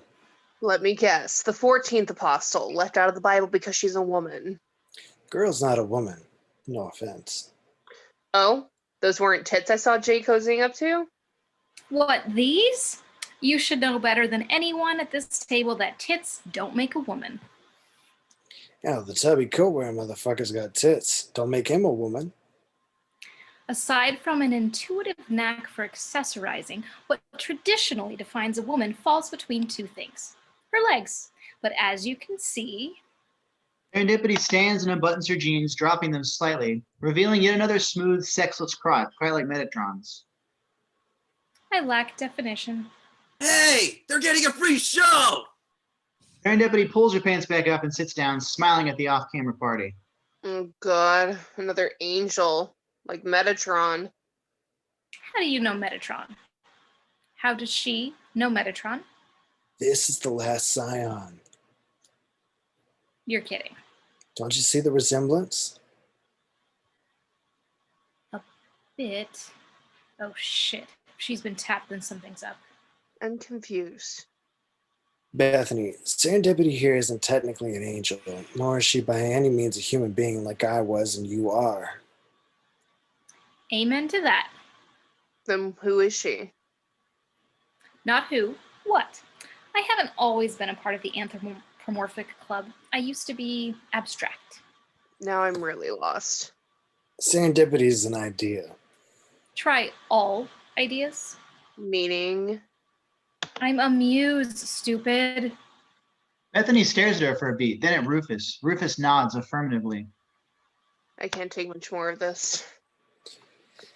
She's now met a seraphim, a dead man, and a muse. You can appreciate her frame of mind. So you, what, inspire people?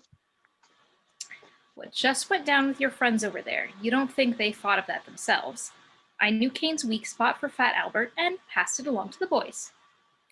If she hadn't interceded, they'd be chalk lines right now. You made them sing that song? I offered them a solution out of the hole they dug for themselves. Thankfully, they took it. Are you kidding? Those two are so dense they wouldn't get a good idea if it had been given to them on a specially marked box. Dense people are the most open to suggestion. It's you so-called intelligent folks that have a hard time accepting a good idea. Ain't that the truth? Prove it. Give me a good idea. If I do, and you accept it, then you'll have confirmation that you are, as you say, dense. All right. So you're a muse. So what kind of people do you inspire besides stupid ones? I used to specialize in entertainment, literature, theater, so forth. Movies? In some cases, I do everything but bang starlets on the casting couch. What have I seen that you've been involved with? Off the top of my head, everything. Well, almost everything. For example, I'm responsible for 9 of the top 10 grossing films of all time. 9? The one about that kid by himself in his house, burglars trying to get him, and then he fights him off. I had nothing to do with that one. Somebody sold their soul to Satan with the grosses up on that piece of shit. Which brings us to the next logical question. What are you doing stripping? Well, you remember why I left, right? You're tired of doing all the work and getting none of the credit for your ideas. And sick of watching incapable people take brilliant inspiration and turn out real trash. So I opted to quit being a muse and write for myself. I gave my 2 weeks notice, got a body, $50, and sent out to the world to make my fortune. So what happened? Writer's block. Writer's block? Can you believe it? Me, a muse for God's sake. I sit down in front of the typewriter and what do I get? Nothing. Blank page. I can't even write a grocery list. What about what you did with Jay and Silent Bob? You inspired them. That's the cosmic joke. I can give out 1,000,009 ideas in a second, but I can't keep any for myself. Her quirky sense of humor. Whose? God's. You're saying God's a woman. Was there ever any doubt in your mind? The possibility never presented itself. He's always been referred to as a him. I didn't write it that way. My job stops at the idea stage. The person that holds the pen adds their own perspective. And all that pen holders were men. One of the drawbacks to being intangible is that you have no say in the editorial process. Another one's that you can't jerk off. See, those being male-dominated times, the Pharisees and the high priests felt threatened by the idea of a woman lording over them and controlling their fates. So they made sure that she became a he.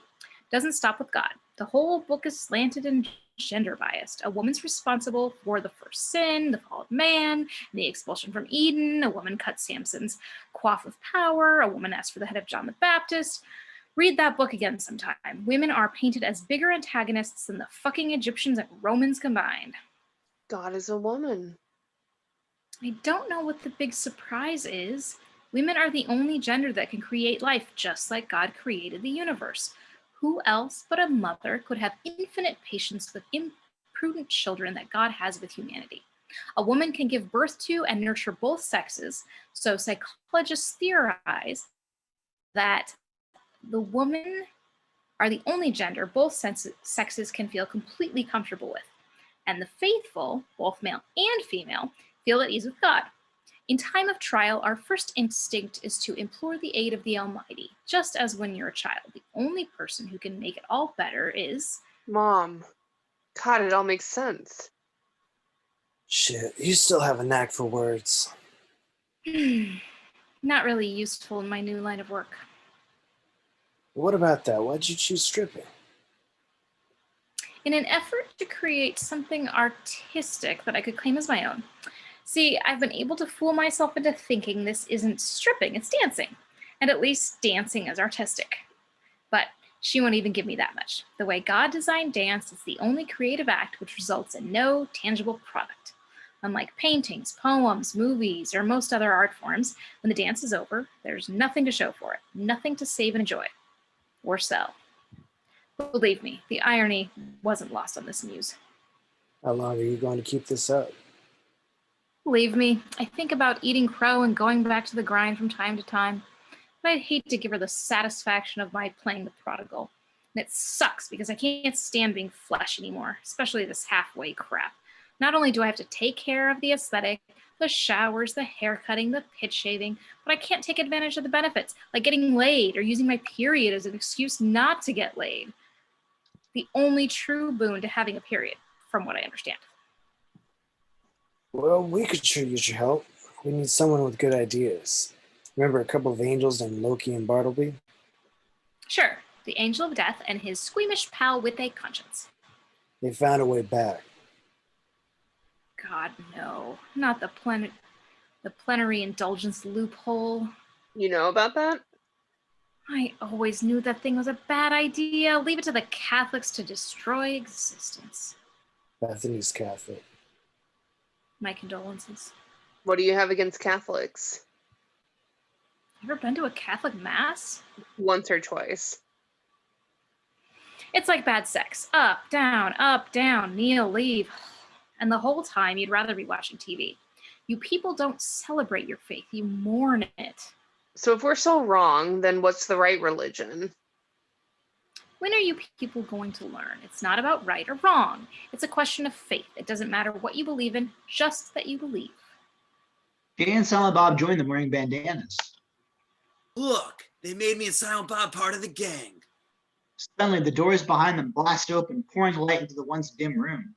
A huge figure stands in the doorway, backlit and acting as a sepia filter. The light and vapors surrounding him are brown. Not born, shit into existence. Our group stares at the off-camera brute. Jay sniffs the air. Who farted? Sweet Christ, someone wants you bad. What do you mean? What's that smell? Don't tell me that's who I think it is. The stench should say it all. Who the hell is it? An excremental. The Golgothon. A what? A shit demon. Golgothon moves slowly from the door towards the group. No man of woman born. The gang joins the others. They hold and cover their noses. Friend of yours? This smelly fuck with us? He's coming for Bethany. Smoke that motherfucker like it ain't got no thing. I knew I get to whack somebody today. Represent. The gang charges off camera, guns blazing while we hold on the group. Suddenly the room is filled with screams and wet, slurpy noises. The group goes from staring wide-eyed to shielding themselves. The noise stops and Jay and Silent Bob look up. The gang lay about NoMan in trashed, dead positions. They're covered in murky, creamy crap. Their wide, white eyes frozen in horror. NoMan scoops a fingerful of muck off the leader and eats it, smiling. Our heroes start backing up slowly as to not be noticed. I guess we're in charge of the gang now, Lunchbox. What the fuck happened? Go for the bar. We might have a few seconds. His short-term memory's for shit. So's the rest of them. No chance of taking him down? Gee, I don't know.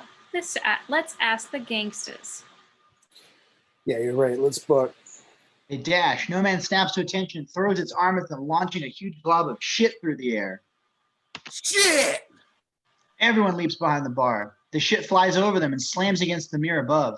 Immediately, it stretches blob-like over the entire frame and burns in an acidic fashion. Jay stares horrified. Now that is some powerful shit. Serendipity pulls at the floor, yanking open a door. Quick, get in. Bethany, Rufus, Jay, and Silent Bob leap into the darkness. Serendipity follows, pulling the door shut on top of them. Interior basement. Our heroes cower beneath the floor door. What is that thing? You ever hear of Golgotha? Whole place. The hill where Christ was crucified. Yeah. Well, it wasn't just Christ up there. The Romans crucified everybody on that hill. And Christ excluded. They were all criminals. Killers, brigards, thieves, rapists, and whenever the crucified expired, their bodies would naturally lose muscle control, spilling bowel and bladder in the process. And the result is that walking pile of crap up there. The Golgothon shit demon. Hell's chief assassin. And he's here for you, girlie. Silent Bob stares at a crack in the doors. A milky drop of shit drips through it. What are we doing down here then? Any second now he'll be blasting through that door. Shit's brainless. If we can sit tight for a couple of minutes, he'll forget what he came for. Suddenly another drop falls, then another, then a steady stream. Silent Bob taps Rufus and points. Rufus reacts. Looks like it's been taking memory training courses. Jump! The five leap from their perch on the steps just as the doors explode, dumping a ton of crap on the steps. The body of Muck morphs into NoMan anew. NoMan lumbers towards them. The group, attempting to gain their bearings on the floor, crawls backward. NoMan pulls a piece of himself off, rolling around in its hands. If anybody still remembers any prayers, I suggest you start whipping them out. Silent Bob stares wide-eyed up at the approaching demon, and then something occurs to him. He stops backing up and stands. The others continue moving back. Bob, get down! Jay! Fat fuck, get your ass back on the floor! Silent Bob stands like a statue in the Golgothan's path. The demon snarls a smile, moving ever closer. Silent Bob reaches into his coat and pulls a small canister out. He points it at the beast. A mist shoots out onto the face of the Golgothan. It pauses, looking confused. The shit ball in its hand drops to the floor, and then so does it. Bethany, Rufus, Serendipity, and Jay climb to their feet and crowd around Silent Bob. They look to the fallen unconscious behemoth, then to Silent Bob. What was that? Silent Bob holds the can out to them. It's a small trial-sized can of Blade air freshener. Jay looks at it, and it's Silent Bob. Knock strong odors out. Where'd it go, Tubby? Why would you ever carry this? Jay farts. Silent Bob sprays the freshener at his ass. The others look at Jay. What? Who has dominion over that thing? Only Lucifer can order a killing. But something doesn't make sense. This thing never travels alone. With its intelligence level, Lucifer would never allow it. It usually has some kind of backup. Can you get some answers? I can give it a shot.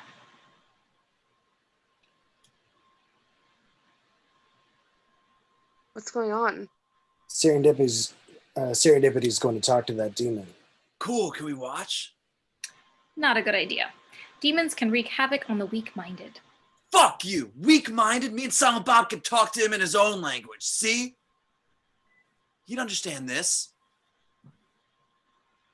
Whoever sent this might send more. I suggest you take the princess and get as far away as possible. I'll do what I can to extract some info from Shitboy here. If there's anything helpful, I'll get it to you somehow. Thank you, and you're a great dancer. I'm a better juggler. You know you're supposed to be prophets, right? Start acting like prophets. You should have seen that thing coming. Why the hell are we getting yelled at? Just watch out.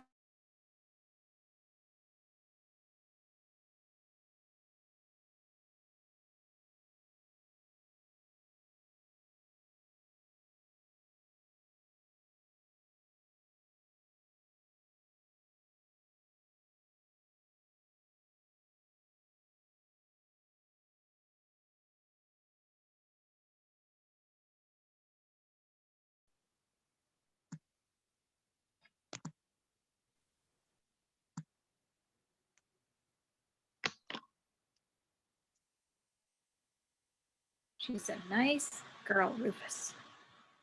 Comes from good stock. You haven't told her yet? Not the right time. How uncanny is the resemblance? Those eyes, the lips. The nails. Serendipity looks at Rufus. He smiles. She hits him and he cracks up. Blasphemer. Then the off-screen Golgothan makes a groggy, grumbling noise. Shit, you better go. I'll take care of the trash. Good luck. Rufus runs up the steps. Serendipity turns on the Golgothan. All right, Stinky, let's see what you know. Exterior church day. A suited man stands at a podium addressing a small thrall of reporters.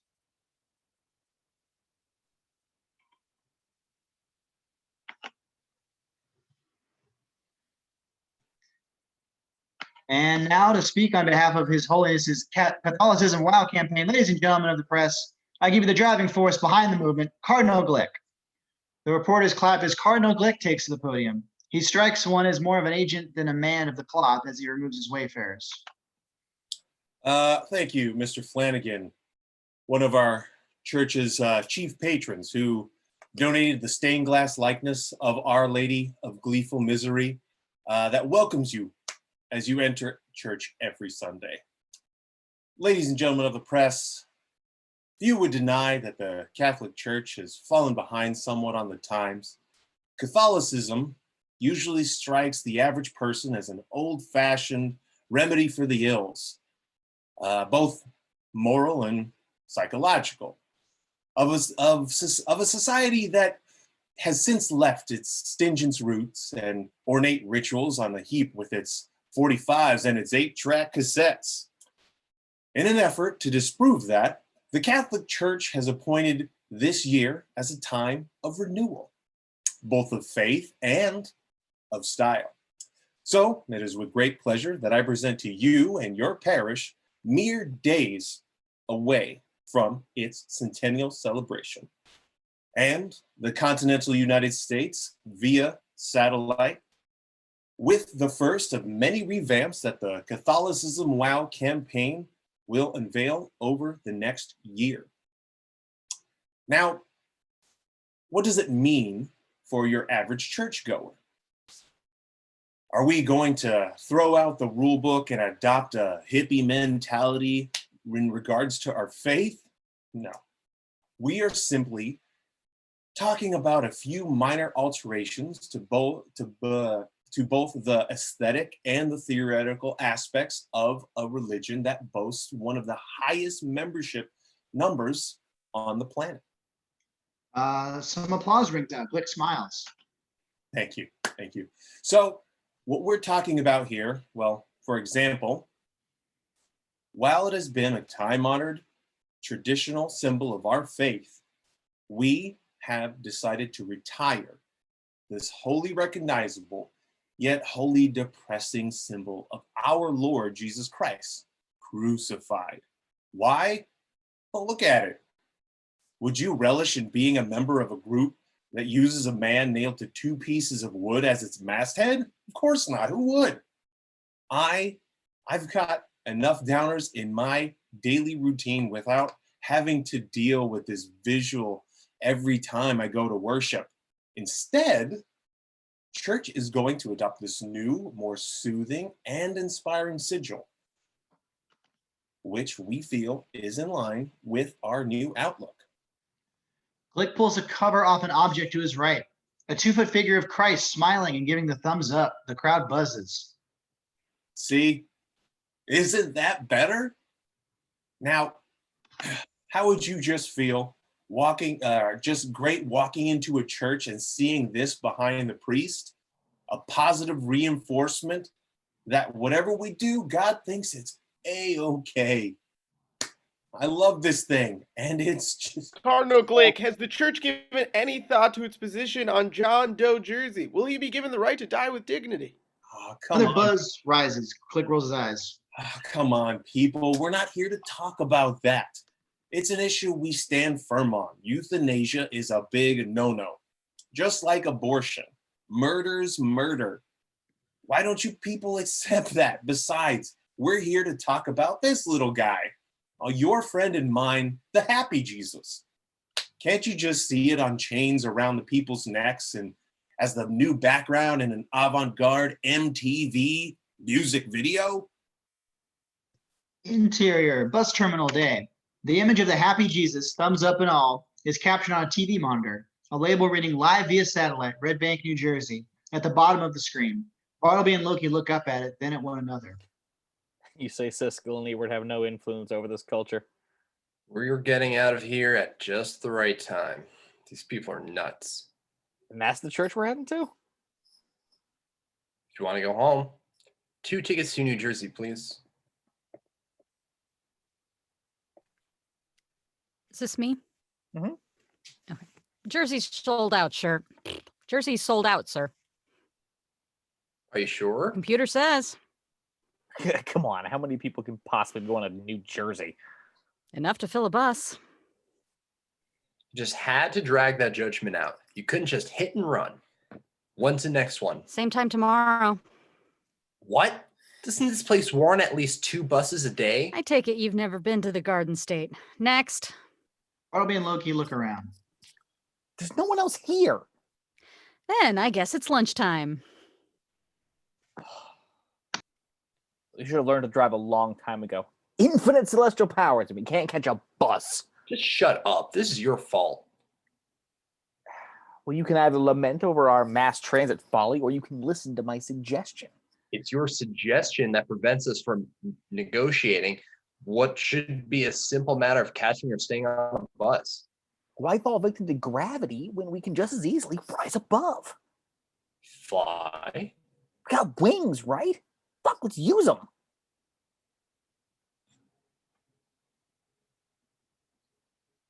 I wouldn't suggest that. The pair spin and gawk. Azreal leans in the doorway. He removes his hat, revealing 2 stubby horns. You wouldn't want to stand out, would you? Interior strip joint basement, dusk. NoMan is tied to a chair in the middle of the floor. Serendipity draws a circle around him with lipstick. Once finished, she takes a glass of water and throws it into NoMan's face. It roars to life. The Golgothan shakes off his daze, turning his attention on Serendipity. The Muse. They told us you were up here.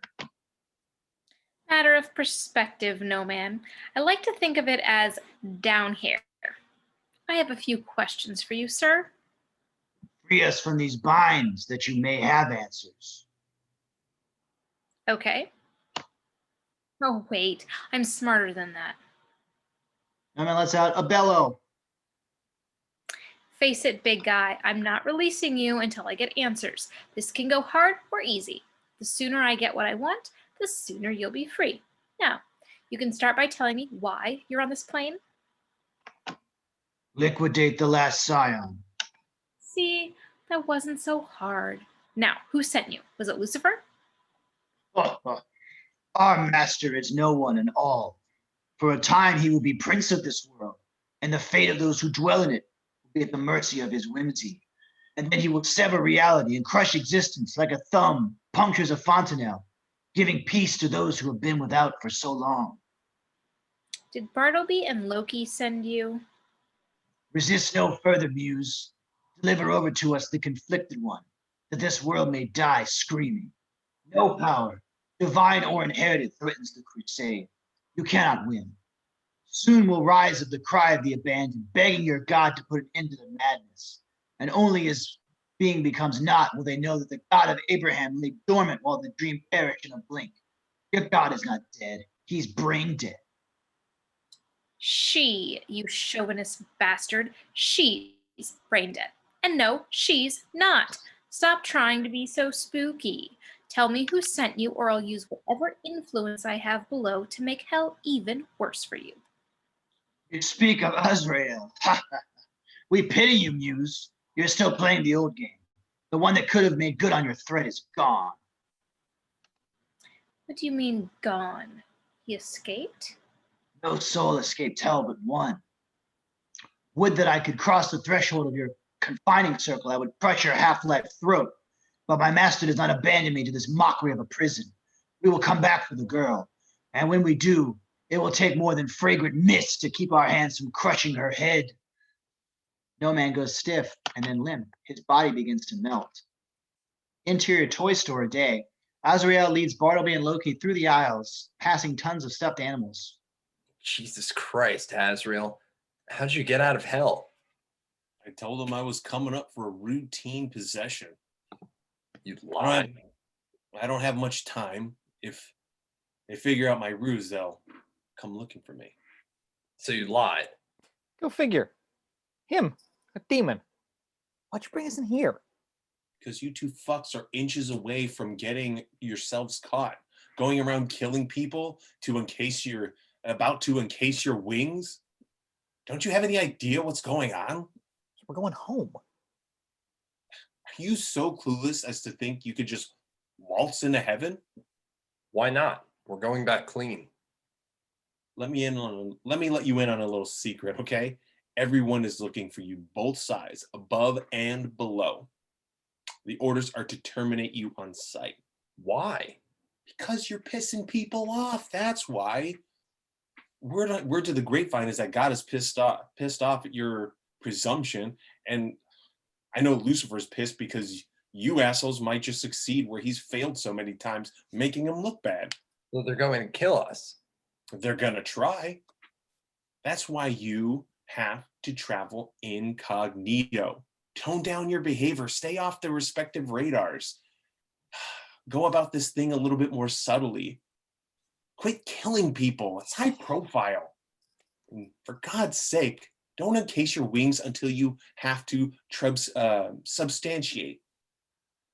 Because the minute you let them go flap, legions and thrones and hordes of demons will fight each other over who gets to kill you first. Shh. A woman and her small daughter walk past. While the woman looks at the items on the top shelf, Loki pulls off Azreal's hat and taps the daughter on the shoulder. He points to Azreal's horns. The woman pulls the daughter further down the aisle, oblivious to the trio. Mommy, that man had horns. Azreal grabs his hat and puts it back on. That's the kind of shit I'm talking about. Oh, lighten up. I can't believe they want to kill us. Believe it, boys. They've even got the last scion working for you. You're kidding. This is big. I'm telling you, your reentry is a thorn in a lot of sides, and they'll stop at nothing to prevent it. If that's the case, then why aren't you hunting first too? Because I want to see you go back. You were both given a raw deal, almost as raw as mine. If you make it back, then I figure there's hope for me. In the meantime, I suggest that you find an alternate mode of transportation.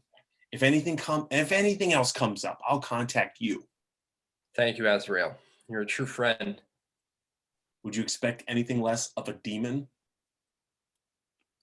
I have to get back to the pit before they get suspicious. Hey, Az, what's it like down there? As bad as they say? I'll give you a hint. They've been playing Miss Doubtfire continuously for 2 years now. Oh, shit, man. That is punishment. Exterior countryside, night. The train chugs through the darkness. Interior train, night. Bethany and Rufus sit across from one another. They stare out the window. How are you coping, kid? It's weird. Just when I think I've got a handle on things, something wholly unbelievable presents itself. Sometimes I wish I'd just stayed home. You sound like the man. What's he like? Jesus? Black. Besides that. He was centered. I mean, he was God, right? But I think he felt left out because he was more than human, you know?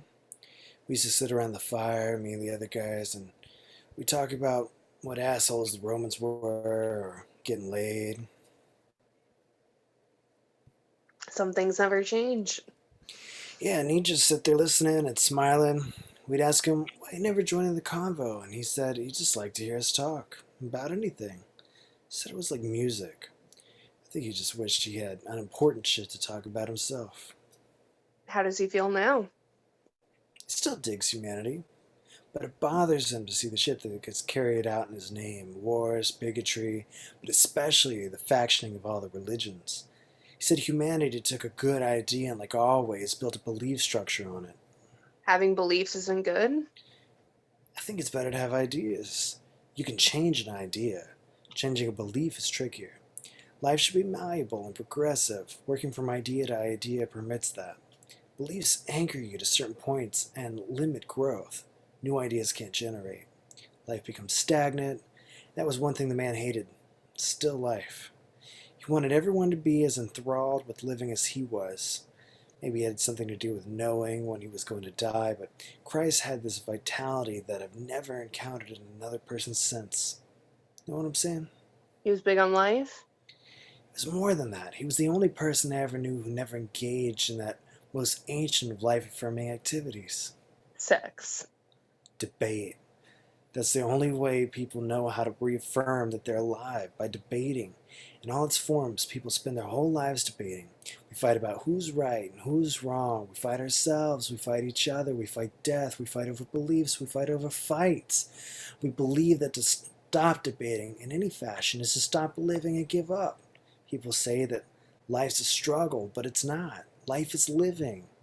I'm even guilty of it myself. The way I go on about Christ's ethnicity, fighting for the truth to come out, and I'm dead. Even in death, the only way I know how to live is through debate. That's kind of sad, isn't it? Not if you believe it's important for people to know. I believe it's a dangerous thing, Bethany. People die for it. People kill for it. The whole of existence is in jeopardy right now because of the Catholic belief structure regarding the plenary indulgence bullshit. And whether they know it or not, Bartleby and Loki are exploiting that belief. And if they're successful, you and me and all of this ends in a heartbeat. All over a belief. Bethany nods. Rufus looks around. I haven't seen the Moron twins in a while. They went to the lounge car to smoke. I'll go find them, make sure they're not going to get in any trouble. I'm gonna catch a few Z's. I forgot how tiring living can be. Bethany heads off. Rufus looks out the window, then shuts his eyes. Interior lounge car night. Bethany enters and spots Jay and Silent Bob talking to an unseen party. You two aren't getting into trouble, are you? Nope, just about to smoke a bowl with our new friends. You in? And who are your new friends? Yeah, they just got in at the last stop. Silent Bob moves over, revealing the new friends. This is Larry and Barry. Bartleby and Loki smile at Bethany. So, Jay tells us you're going to sleep with him? Exterior train tracks night. The train rushes overhead. Interior lounge car later. Loki, Jay, and Silent Bob pass a joint under the table and take quick hits, trying to remain casual. Jay pounds the table happily. Bartleby and Bethany lay on either side of the table in their booth. You can smoke up with them if you want. You don't have to keep me company. It's a long trip. There'll be plenty of time later. So why heading to Jersey? There's just this thing that I'm supposed to do. How about you? We're going home. Do you two live together? Unfortunately. Do you live with those guys? God, no. They just sort of adopted me. They're funny as hell. Big one never says a word. I wish the little one would take a cue from him, but they're okay as far as stoners go. Larry's taken an immediate shine to them and he usually hates people. How long have you two been together? A while. He's great company. He can be a little flaky sometimes, but we've got a lot in common. How'd you meet? We were stationed together. See? That's beautiful. And everyone's always up in arms about this out in the military issue. What do you mean?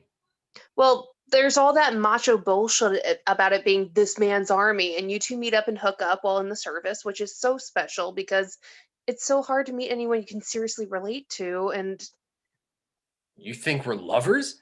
Oh no, we're not gay. oh God, I'm sorry.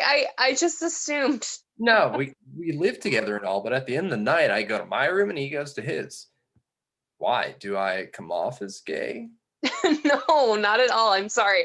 My ex-husband kind of fouled up my relationship awareness barometer. You're divorced? That's a nice way of putting it. I consider it being dumped.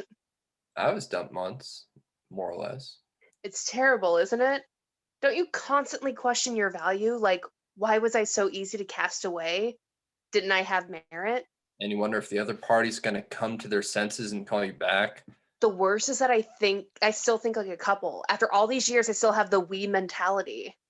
Mine grew out of what was really a stupid misunderstanding. A misunderstanding that grew into a total withdrawal of communication, abandonment. And even though it was years ago, there's not a day that goes by that I don't wonder what went wrong. And then it hits me, I was replaced by someone. A lot of someone's. And they always tell you it'll hurt less with time. When actually it hurts more. You know what we need? We need some drinks. A lot of drinks, don't you agree? Wholeheartedly. Interior train car night. Rufus continues to slumber. Interior lounge car night. Jay is asleep on Silent Bob's shoulder, drooling slightly. Loki talks with Silent Bob. I'm telling you, man, it's all about organized religion and society's battle against it. The rebels are fighting the Empire, right? And the Empire, led by whom? Darth Vader? No. Led by the Emperor. And the Emperor is a practitioner of the Force, albeit the dark side of the Force. But the Force is basically a religion.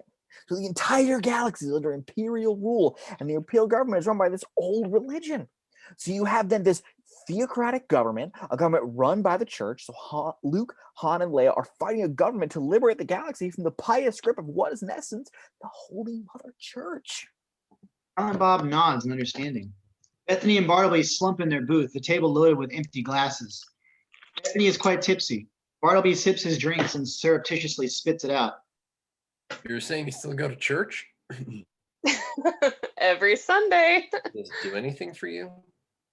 Gives me time to balance my checkbook every week. See, that's what I'm talking about. People don't go to church and feel spiritual. They go to church and feel bored.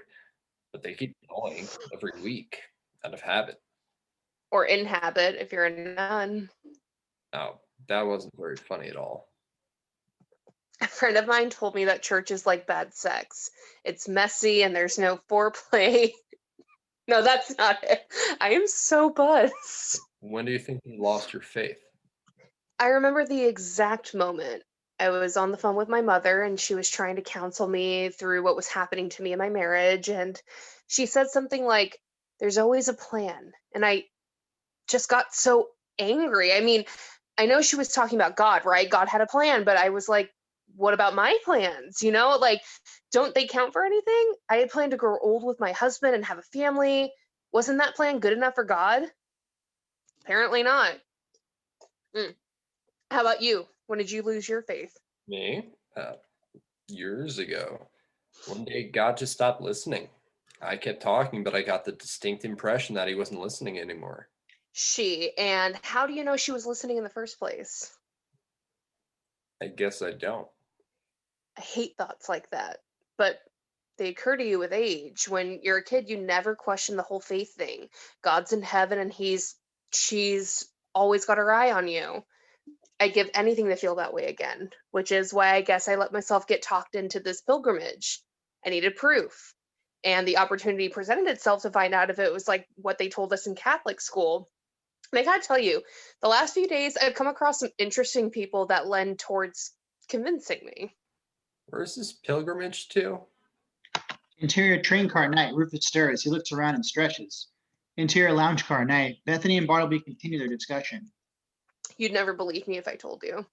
Try me. All right, but I warned you. Okay, I'm going to this church in New Jersey. Really? Interior train car night. Rufus heads toward the back of the car. He opens the door between the cars and exits. Interior lounge car night. Bethany and Bartleby talk further. Bartleby's intrigued. I was told that I'm supposed to stop a couple of angels from entering the church. They're trying. This sounds so stupid. They're trying to get back into heaven. Interior train car night. Rufus passes through another car and opens the door at the end. Interior lounge car night. Bartleby grows very tense. Bethany rattles on, half toasted. So they get tossed out of heaven years ago, right? And if they get back in, it proves God wrong. And since God is infallible, to prove her wrong would it would unmake existence. I feel so stupid just saying it. Bartleby's eyes are wide. He looks scared. Then a calm falls over him. But the thing that I don't get is how am I supposed to stop an angel too, even? I guess I'm supposed to talk them out of it or something. Bartleby surreptitiously slides a knife off the table. Maybe you're supposed to kill them. Bethany breaks into hysterics. Interior train car night. Rufus pulls open another door and exits. Interior lounge car night. Bethany's still cracking up, oblivious to the on the defensive Bartleby. Oh yeah, kill them! Even if that was the case. I mean, how do you kill an angel? I don't imagine it's much different killing a human. The door behind them slides open. Rufus steps in. Where the hell is everybody? I wake up and He sees Bartleby. They both freeze. The apostle. holy shit! Rufus, I want you to meet my friend Barry. Bartleby leaps out of the booth and grabs Bethany, holding the knife to her throat. Barry, don't be such a show off. Take it easy, Bartleby. Just let her go and let's talk about this. After all this time, is what it comes down to. Slaughtered by this meat puppet? There doesn't have to be a slaughter. We can work this out. Is that a knife? Oh, we can work it out. All right. I'm going to work the blade in and out of her thorax. Loki! Loki catches the action and reacts. Holy shit, the apostle! He leaps from the table. Jay stirs and wakes up. They're coming to you, I swear. Bartleby, with Bethany in hand, faces off against Rufus. Loki joins them. What are you doing here? You're here to thwart our journey home, my friend. This one just told me that she's supposed to stop a couple of angels from entering a church. He's talking about us? I'd say there was a pretty good chance. What do you say, Rufus? We're to be liquidated? It doesn't have to go down like that. You haven't thought about the consequences of re-entry. Consequences, schmonsequences. I have to agree with him. No one, not you, and especially not this finite lifer, no one is going to impede us. We're going home regardless of whose pride it may hurt. It's not a question of pride. It's Loki, kill the girl. What are you, high? Do it. I can't kill her if she hasn't done anything. You know that. It looks like she's on the job, so to speak. Fine. I'll kill her myself. A hand lands on Bartleby's shoulder. Hey, man, now it's your turn. We got enough for a fatty, boom, batty, biggity blunt. Bartleby turns the knife on him. We have a cake or something? Loki backhands Jay, stunning him. Ingrates. Jay drops to the floor, out cold. Silent Bob grabs Loki and hurls him down the aisle. Rufus grabs Bartleby's knife hand. They struggle. Bethany collapses. Tubby, the door. Silent Bob jumps over Loki and opens the back door of the car. He grabs Loki by the collar. Wait, man, can't we talk about this? He throws Loki out the door off the train. Rufus squeezes Bartleby's hand. Bartleby drops the knife and punches Rufus in the face. Bethany jumps on Bartleby's back, covering his eyes. They careen down the aisle towards Silent Bob. He pulls Bethany off Bartleby's back and kicks him out the back door off the train. He quickly slams the door closed and leans against it. The bartender stares at him. Silent Bob brushes off his coat and thumbs towards the door. No ticket. Rufus rubs his jaw. Bethany crawls up beside him, breathing heavily. Should have known something was wrong when he paid for all the drinks. Interior, underground garage, night. A door is kicked open. Loki enters, brushing himself off. Bartleby follows. The apostle is here. I noticed. But if that's the case, then the chick with him must be... The scion, I'd imagine. Shit, man. Maybe we should rethink the whole thing. I mean, you heard the guy. He said there were consequences. Azreal says we're marked. I mean, maybe there's a lot more to this than we thought about. Bartleby leans against the wall, sitting on the ground. His demeanor has changed. He stares into space. There sure is. It's them. What? Them. The movie about the giant ants? Them. The humans. That's what it all comes down to, you know? Us against humanity, kind of like that giant ant movie. Are you all right? I'm better than all right. I've had an epiphany, my friend. An epiphany? Yeah, well, that'll happen.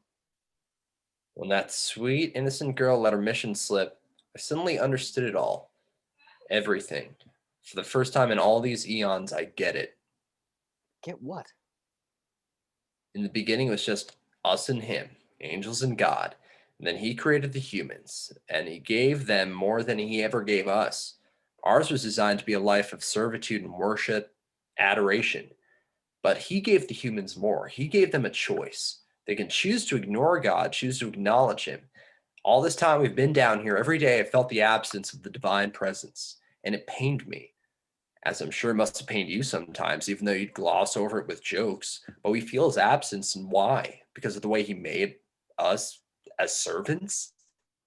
Have we ever been given free will? We could ignore pain like that. Yeah, maybe you should just take a nap or something. Loki, don't you get it?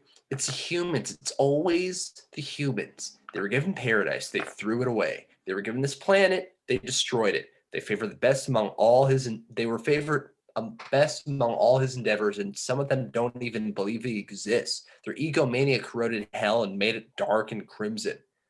I asked you to lay down your sword years ago. Why? Because I felt sorry for them. And where did it get us? Thrown out. We've paid our debt. Don't you think it's time we went home?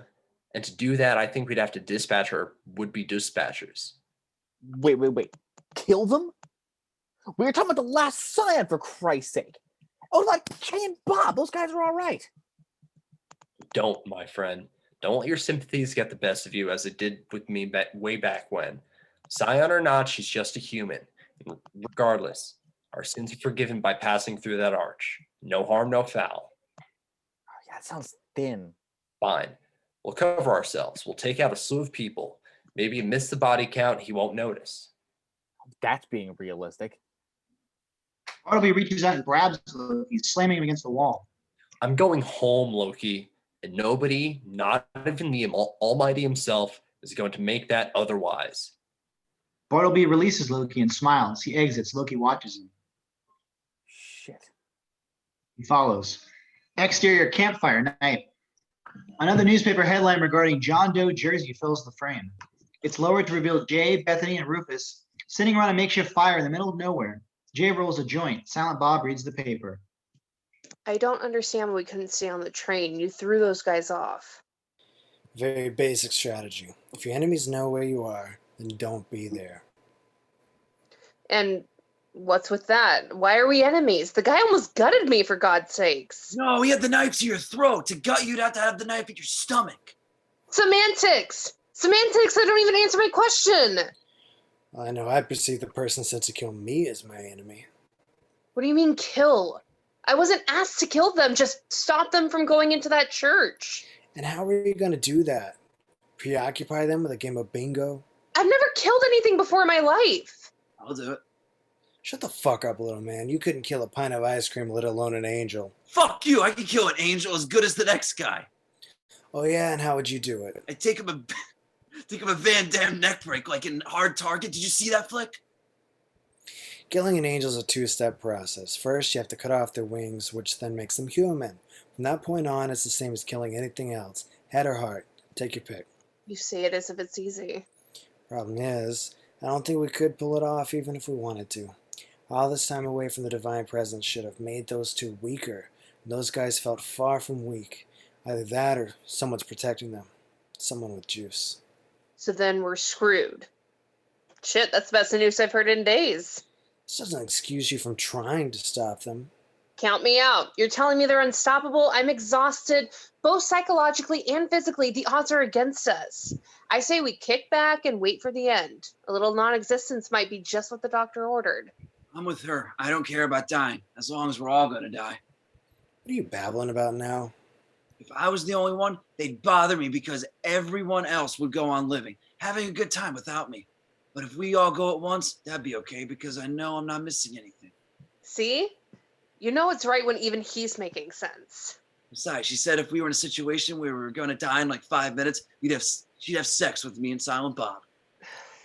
So you're suggesting she throw in the towel and let eons of work and history get blinked out of existence just so you can get laid? No, just so me and Silent Bob can get laid. Now that we're all but in total agreement on this, I'd just like to finally know. Why me? Because you got nice tits. I wasn't talking to you. Why me? Why do I have to do this? Nobody's come clean on that. Out of everyone on the whole goddamn planet, how come I got tapped? Rufus looks at her. He shrugs. Family ties. It's just funny as hell. Shut up. Do you know what the apocryphal books are? Bethany shakes her head. No. Most of that information in the Bible came from the Dead Sea Scrolls, ancient texts discovered in a cave ages ago.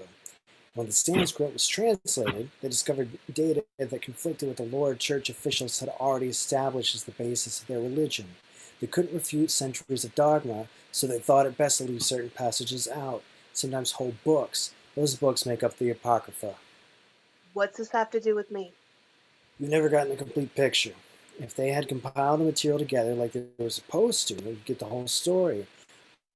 But by leaving texts out, the church had presented you people with an extremely sterile and unmoving account of religious history. The creation, the entire Old Testament, the history of Christ. Forget about my old black angle for a minute. Might if you quit bringing it up. Rufus backhands Jay. Silent Bob holds Jay back. Rufus continues oblivious to Jay. He goes from 12 years old to 30. Whole volumes of text about the 18-year struggle with his divine nature prior to his acceptance of it were thrown out, forever lost to the faithful. I don't buy it.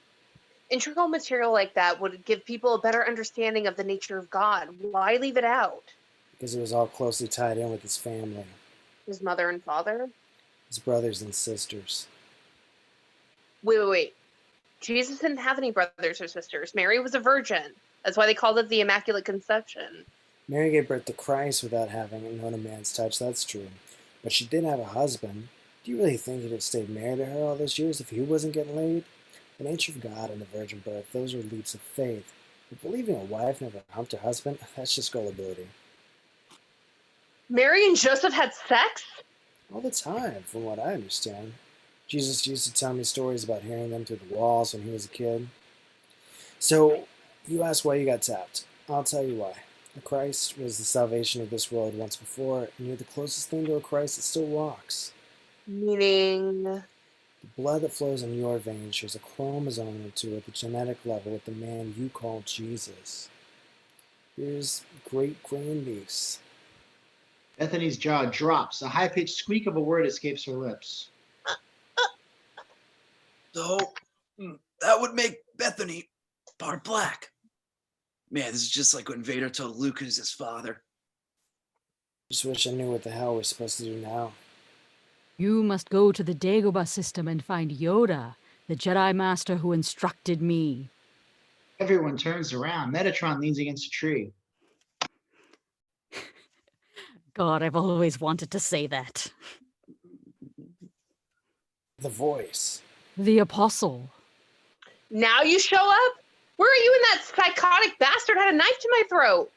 I told you you'd be in capable hands. You're not dead yet, are you?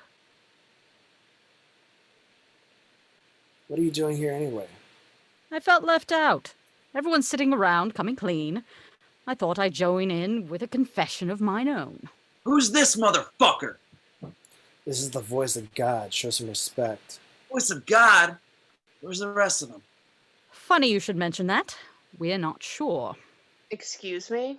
Didn't it ever occur to you that this Bartleby Loki situation was well within the realm of his control? If that's the case, then why was Bethany tapped? You know those constitutionals he likes to take? Constitutionals? We're beyond euphemisms at this point. God's a skee-ball fanatic. Let's not altogether blow some of the mystery that surrounds him, all right? Yes, Lord has quite a fancy for the game. Been playing it for years. He assumes a human form once a month and indulges. Doesn't tell anyone where he's playing, just goes away for a couple of hours. It's quite understandable. Small exercise in hand-eye coordination has been proven as a highly effective means of therapeutic relaxation. And from what I understand, he always gives his free points away to neighborhood children. Isn't that sweet? But she hasn't come back from one of those day trips, is what you're getting at. I take it she's met the muse. No, she hasn't. And we've been unable to locate her. Maybe he was killed? Human form has that drawback. No, there's a different sort of foul play afoot, children. Whomever has set the renegade angels on their path and is keeping them quite well hidden is also responsible for the Lord's whereabouts. Were he to be killed in human form, he'd have immediately returned to paradise. Somebody knew enough to keep the body alive, but incapacitate him in another fashion. He's trapped in a body. So God's not dead. He's dead. So it would seem. And as omnipotent as we are above, I have to admit that we're more or less lost without his presence. We've had our people looking everywhere for him, and I tapped her because I thought we might be able to smoke out whoever's behind this. But whoever it is has been clever enough to send some lackeys after you as opposed to showing up themselves. Can it be Lucifer? Thankfully, they seem oblivious to the situation in the nether regions. I know they're not responsible, at least not Lucifer. If he was, he'd have made his move by now to conquer heaven. And I know he's not responsible for Bartleby and Loki because he'd have just as much to lose by their return as everyone else. And what about the Golgothan and the triplets? Don't be stupid. Demons aren't exclusive to hell. Anybody can summon one. Yeah? Bob hands Jay his newspaper and points. Jay reads. Don't encourage them. And why did you lie to me? You said I was tapped as a test? No, you said that. I just didn't correct you. You were shocked enough. How do you think you would have taken it if I told you the face of God belonged on the back of a milk carton? So what do we do now? I say we get drunk, kids, because I'm all out of ideas. Why don't we just ask this guy to close the church? I beg your pardon? Here. Glick takes heat for campaign. It's the guy in charge of the church thing. Cardinal Glick has come under fire for the blatant pandering and questionable direction of his church-sanctioned Catholicism WOW campaign. When asked about his motivations for decommissioning the traditional baptismal fonts in favor of the proposed Olympic-sized lap pools beneath parish floors, Glick responded, "Come on, who doesn't like a pool party?" Maybe you could just tell him to shut down the church. If it's closed on that day, those guys can't get blessed or whatever, right? Good Lord, he's got a point. I think Silent Bob has a point, but sure, we can go to him and explain the situation somehow. So you're back in? Well, mine is a divine heritage divine, and I wouldn't want to let the family down. Well, well, well. The prophets finally live up to their titles. Bob shrugs. Jay is trying to look down Serendipity's shirt. She backhands him. Television screen, commercial. 2 cartoon altar boys sift through their bowls of cereal.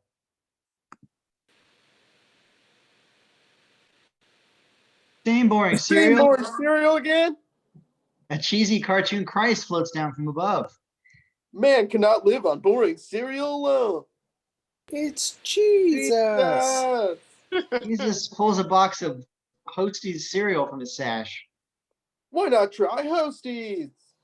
Close up on cereal pouring into a bowl. It's shaped like Eucharistic hosts. Milk follows.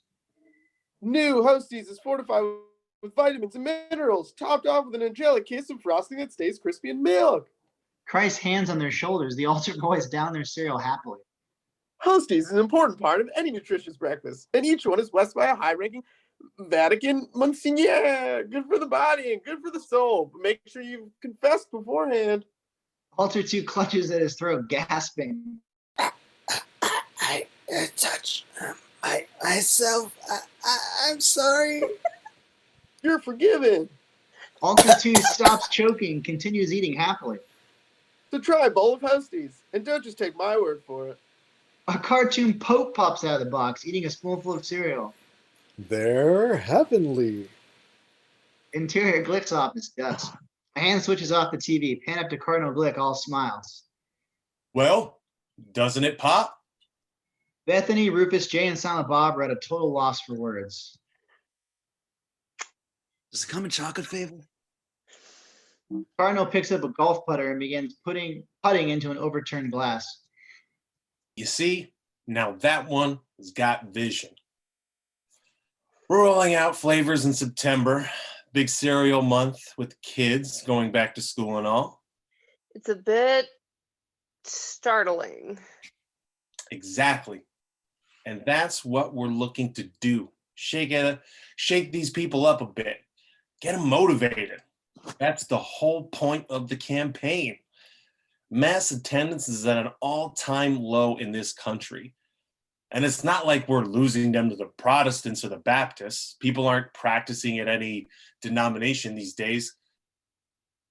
If we can sell them a little show, let them know that the Catholic Church still has some panache, then we can win them back. Even get some new ones. Fill the pews, people. That is the key. And cross-promoting, like with the cereal tie-in, grabs the little ones as well. Hook them while they're young. Kind of like the tobacco industry. Oh, if we only had their numbers. But we're aiming for the same demographic. Even though mine is of the soul-saving biz, and even if I have to play a little bit of the devil to bring them closer to the Lord, then I'll wear the cloven hooves and carry the pitchfork. Jay and Silent Bob adjourn themselves from the group and approach a hat rack where the Cardinal's cassock and mitre hang. Jay nudges Silent Bob. Really appreciate you seeing this late in the day, Your Eminence. My friends and I have been traveling all night in hopes of getting a chance to talk to you about the St. Michael's rededication ceremony. The Cardinal blows smoke rings. You'd like the help in some way. We'd like you to cancel the ceremony and the rededication. I beg your pardon. Silent Bob stands alone by the coat rack. Jay leaps into the frame, cassock tied around his shoulder like a cape. He strikes the Superman pose. There's going to be a world of trouble if tomorrow's ceremony goes forward as planned. The Cardinal leans back in his chair. What is this? A threat? Are you planning some sort of demonstration? You pro-choicers? No, the trouble's not from us. It's from the renegade angels who've been stuck on this earth since the plagues. Rufus sidekicks Bethany nonchalantly. These guys who think they're renegade angels. See, Padre goes down like this. The boys believe that by passing through the archway, they can get into heaven. Granted, it's far-fetched, but the brothers are convinced it's the truth. Silent Bob watches as the miter appears slowly from behind the partition, resembling a shark fin. It swims to and fro menacingly. Silent Bob shakes his head. And you want me to call up the ceremony for that? Bethany leans forward in her seat. Well, they're very passionate about it. Dangerously so. They could turn violent if they walk through that arch and nothing happens. These guys could blow, and if they do, they're going to take some people with them. Gotta call this thing off. Who sent you? Someone from the Council of Churches, right? Somebody's upset that we're getting too much publicity. Is that it? Who was it? Rabbi Sloss? We were sent by him who is called I Am. Cute. Time to go, kids. Playtime with the Cardinal's over. Worked for Moses. Stay out of this. Your Eminence, it's not a joke. These guys are an accident waiting to happen, and if the rededication ceremony goes on as planned, then these loonies show up and go nuts, thus endangering the lives of all assembled, including the governor, the press, me, the leaders of the Council of Churches. Heck, let's not stop there. Maybe even God himself. you can't say himself, it could be a woman. Your passion for all topics insignificant, including the gender of almighty lords, tests my patience, people. Now, I'm a very important man with a very important matters that demand my attention. So if you please. I'm telling you, man, the ceremony is a mistake. The Catholic Church does not make mistakes. Oh yeah, what about the Church's silent consent to the slave trade? And its platform of non-involvement during the Holocaust. All right, those were mistakes, but one can only hold the current incarnation of Holy Mother Church responsible for the sites of the old, for the oversights of the old. Now, I've indulged you for more time than I should have. Please go. But tomorrow... Tomorrow goes off without a hitch. Do I make myself clear? I did not labor 2 years and exhaust every ounce of my being to ensure that this ceremony be a cornerstone in the most important liturgical event since Vatican II, just to cancel it at the 0 hour, at the instance of a wandering band of pranksters who targeted me as the focus of this evening's merriment. This occasion is important for the congregation of its parish, for the massive crowds coming for planetary indulgence, for me, for His Holiness the Pope, and most importantly, the Catholicism Wow campaign. Neither you nor any other influence short of the hand of God himself will prevent it from occurring successfully. He violently grabs the miter/shark fin swimming behind the partition. And take off my goddamn hat. Jay slowly looks over the partition. Exterior, seashore. The sun slowly rises. The day has arrived. Exterior turnpike, early morning. Just very little traffic. Two figures emerge from the shadows on the Pennsylvania side. Bartleby and Loki step purposefully past the green sign that welcomes motorists to New Jersey. Interior bar dawn. The place is empty except for Bethany, Rufus, Jay and Silent Bob, and a bartender. I can almost see the headlines if there were going to be any. Existence erased thanks to some prick in a scarlet cape. It's a crime that a guy like him even gets to wear a scarlet cape. Ain't no crime. You want to see a crime? Look what we stole from the guy in the dress. Silent Bob pulls a golf club from out of his coat. Oh my God, we're going straight to hell. I know it. Stole the Cardinal's driver. I told him to. You know how much these things are worth? That's at least a couple of sodas and a pack of smokes right there. What do we do now? Let them keep it. In a couple of hours, it won't matter anyway. Not that about Bartleby and Loki. We have no choice but to try and kill him. But you said they couldn't be killed. Correction. They won't be killed. The gang turns to see Azreal sitting at the bar. And just to ensure that, we're all going to sit tight right here until the two idiots pass through that arch. Hey! Wasn't talking about you two.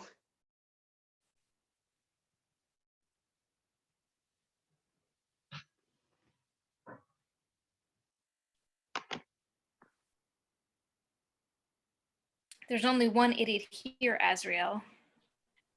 Bethany and Rufus react, as does the very surprised Azreal. Serendipity stands in the doorway. And that's you. Muse, just in time to join us for a drink.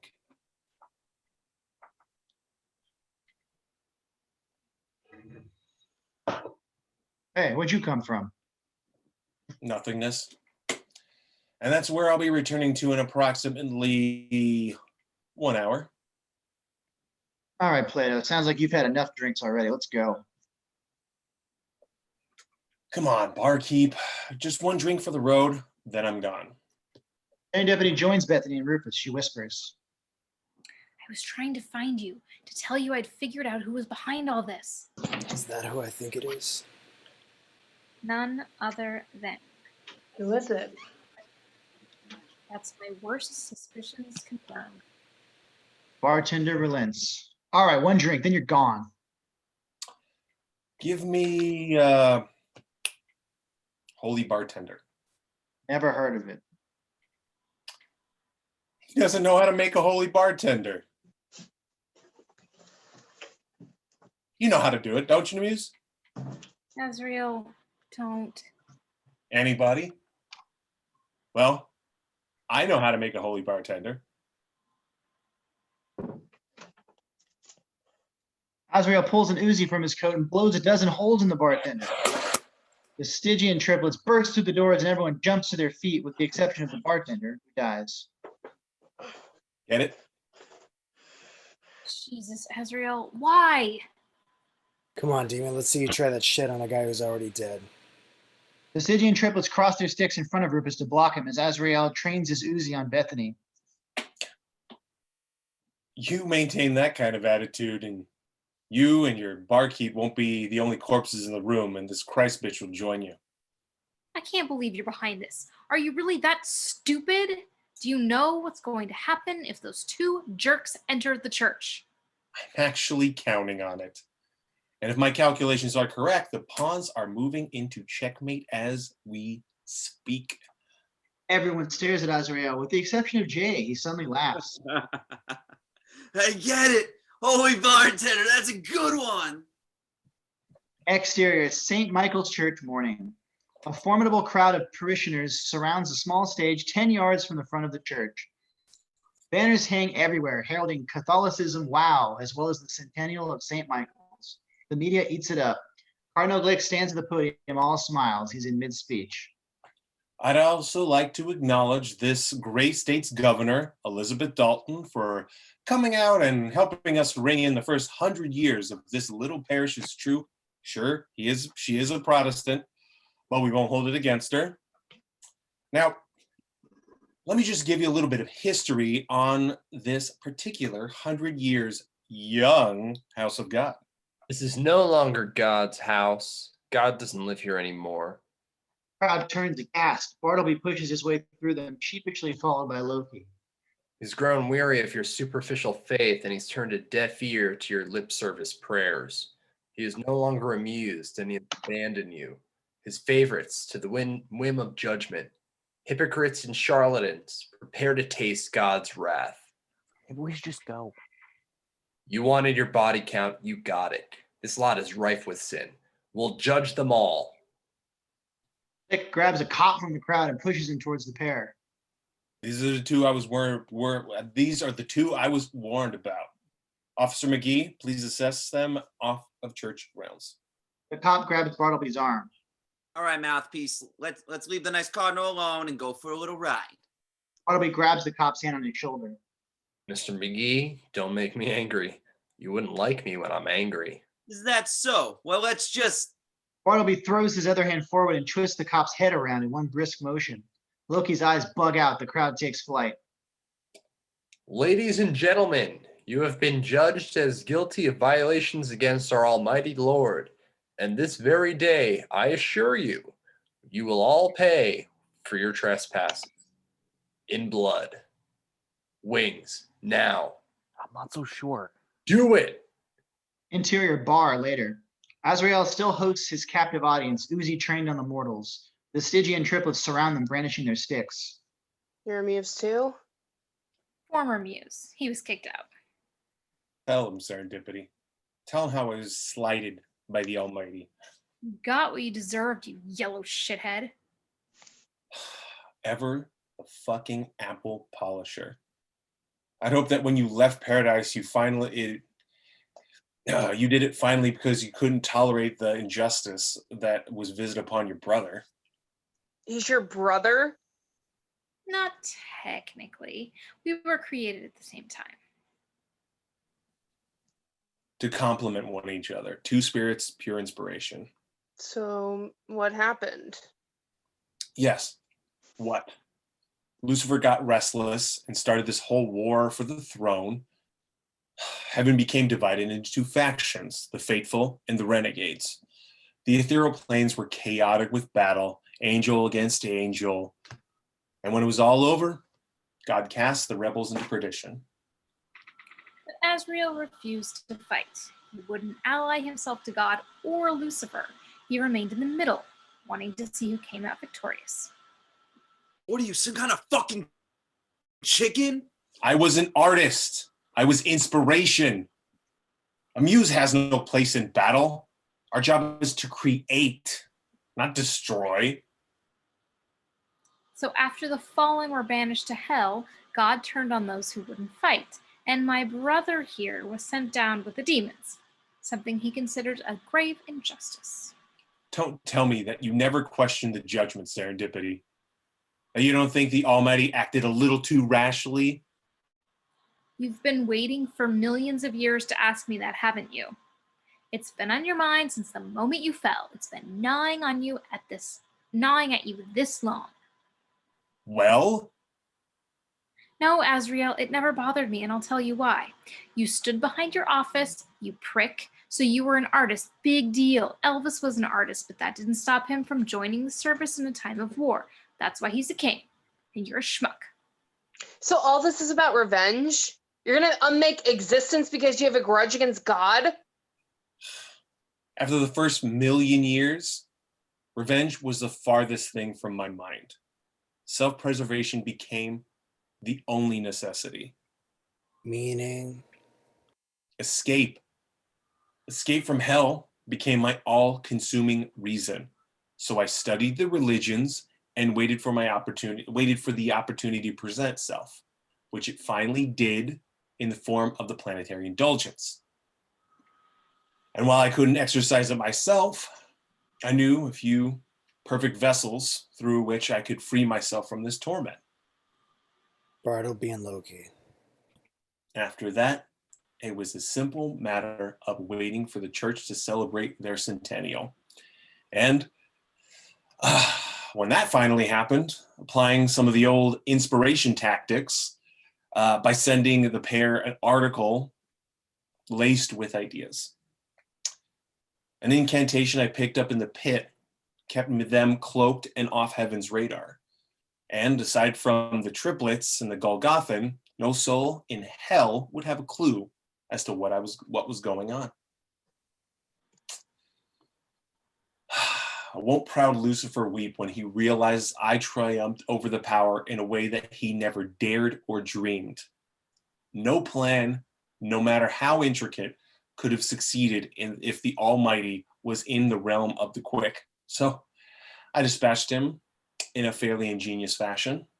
How so? No.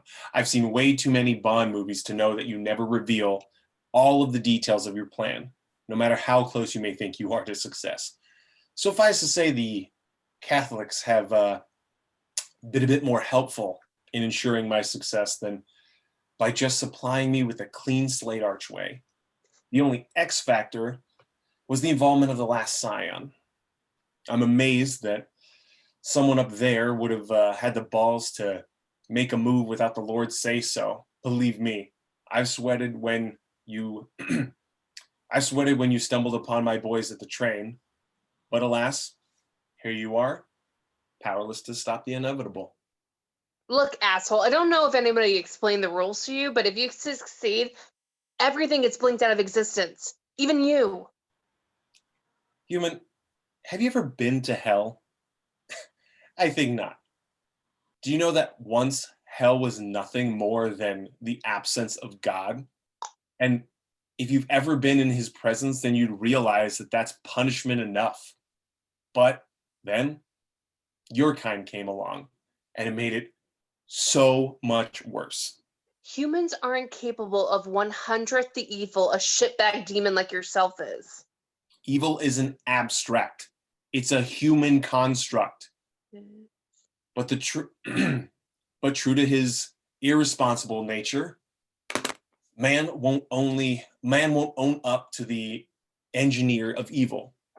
So he blames his dark deeds on my ilk. But his selfishness is limitless. And it's not enough for him to shadow his own existence.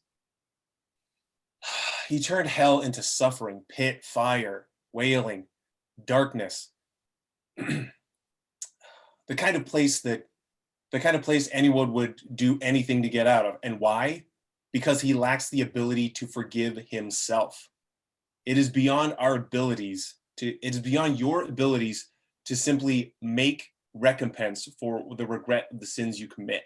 No, you choose rather to create a psychodrama and dwell on the foundlessness belief that God could never forgive your grievous offenses.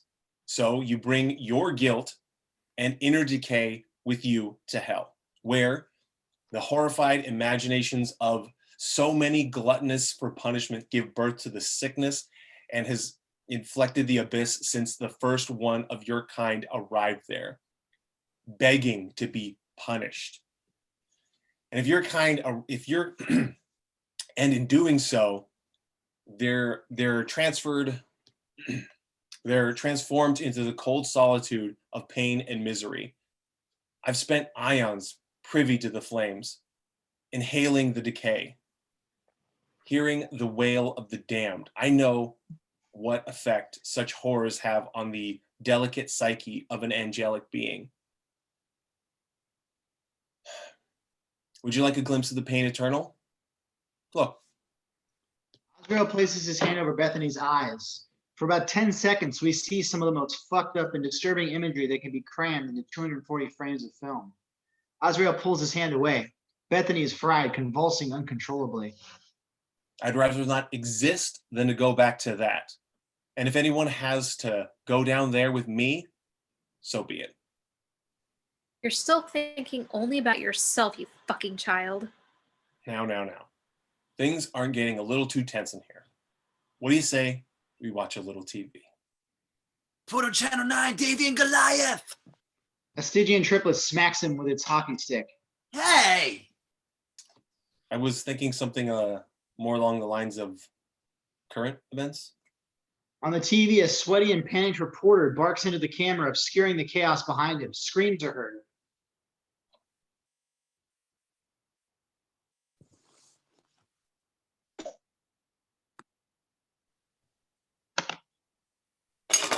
Repeat. Men with huge fucking wings have laid waste to St. Michael's. Bullets don't seem to affect them. Police who are on the scene are dead. The remaining crowd have dropped to their knees, identifying this as the fabled apocalypse. I'm not a man of faith, but I'm inclined to agree with them. No, don't come any closer, please, please. He puts the gun in his mouth and fires. The screen goes blank. Now you see that, and I told them to keep a low profile. I'd be pissed, but in a couple of minutes, it won't matter anymore. While he speaks, Serendipity looks at Silent Bob. Silent Bob snaps to attention and locks eyes with Serendipity. He looks to the golf club, then back at her. He nods. Azreal suddenly catches the exchange between the two. What was that all about? Huh? Oh, nothing. I had something in my eye. Bullshit. What are you trying to do, Serendipity? Get the guy killed? Now who's the fucking child? What did you tell him? Hit me with a golf club? Are you serious? I'm a fucking demon, and you you'd have him assault me with an athletic equipment? Well, then, here, take it. Call it a gift. Take a shot. Take your best shot. Come on, bright boy. Stygian triplets snicker. Silent Bob stares at Azreal, perplexed. Don't you know anything? Silent Bob looks at Serendipity. She nods. He shrugs and swings the club with all of his might into Azrael's chest, which caves in, blowing muck and shit everywhere. Rufus, Jay, and Serendipity turn on their captors, grabbing the Stygian triplets by the throats. Bethany, bless the sink. What? Do it. Bethany leaps over the bar, pushing over the dead bartender, and blesses the melting ice-filled sink. Serendipity urges Rufus and Jay to follow her with the triplets in hand. They submerge them headfirst in the sink. Cruddy steam and muck blows out of the water. The triplets convulse and fall still. Azreal clutches at his sucking chest wound, dropping to his knees. He grabs Silent Bob's leg. Silent Bob kicks him onto his back and out cold. What the fuck have you been eating? Silent Bob shrugs. What just happened? He said it himself. He's a demon. You hit a demon with an instrument of God. The pure side's always going to do the most damage. Silent Bob's an instrument of God? No, but the driver is. And Glick's the kind of asshole that was bless his own clubs for a better game. And the sink? You've got the divine heritage going for you. Sanctifying is just one of the fringe benefits. Remind me to try the water to wine thing at my next party. How far away is this church? 3 towns over, about 5 miles. We gotta make tracks, people. There isn't much time left. Rufus, grab his gun. 10 steps ahead of you. We can take the bartender's car. I don't think he'll be needing it anymore. Bethany and Serendipity rush out. You gonna make it? Was Jesus down? Rufus and Jay exit. Silent Bob stares down at Azrael's body. Jay comes back and yanks him out the door. Exterior street day. Cardinal Glick runs to a payphone. Sweating and bloody, he looks a mess. He presses O and looks around wildly, particularly skyward. Okay, look, if you didn't like the cereal thing, we could have done it in a different direction. Operator, send more police to St. Michael's Parish now. People are getting killed by... As he speaks, a large shadow falls over him from above. It grows larger, enveloping Glick. He drops the receiver, drops to his knees, and screams. Exterior St. Michael's Day. Bethany, Jay, Serendipity, Silent Bob, and Rufus stare off camera, horrified. Holy shit! Bodies everywhere. Partial, whole, bloody, hanging, burning, upended. No one is left standing. It's a scene straight out of hell. Bethany buries her face in Rufus's chest. You see? And people wonder why I don't go to church. Are we too late? Save these poor schmucks? Yes, but we still exist. Where are they? They could already be in the church. Which means that if they come out, nobody touches them. Are you shitting me? The brother is gonna shred them with a Schwarzenegger special, ain't you, homie? If they've passed through that arch, they come out clean. And if they die, they go straight up. And we all know what happens then.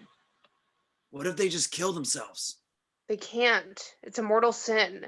You die with a mortal sin on your soul and you burn. They'd go to hell, and that's not what they're after. So then what the fuck are we supposed to do? Just wait for a solution to fall out of the sky? On cue, a body plummets out of the sky and hits the ground before the group, quite like Rufus had way back at the start. This body, however, bursts apart like a body would if dropped from a large height. Jay looks at Rufus. Friend of yours? Right, not. That was the Cardinal. They all turn to see Loki leaning against a body or two, drinking from a bottle of champagne. His wings lie beside him, filthy, blood spattered and ashen. He looks exhausted. Rufus trains the gun on him. Kind of hard to tell with the face like that, but the rosaries are a dead giveaway. It's one of them! Kill it! No! Slaps the Uzi out of Jay's grip. It clatters to the side. Don't you listen? We can't touch them. I wasn't gonna touch him, I was gonna shoot him! Yeah, it's been like that for a while now. In the distance above, a mere shadow against the sky, something winged soars and stops, releasing what looks like a very panicky human being.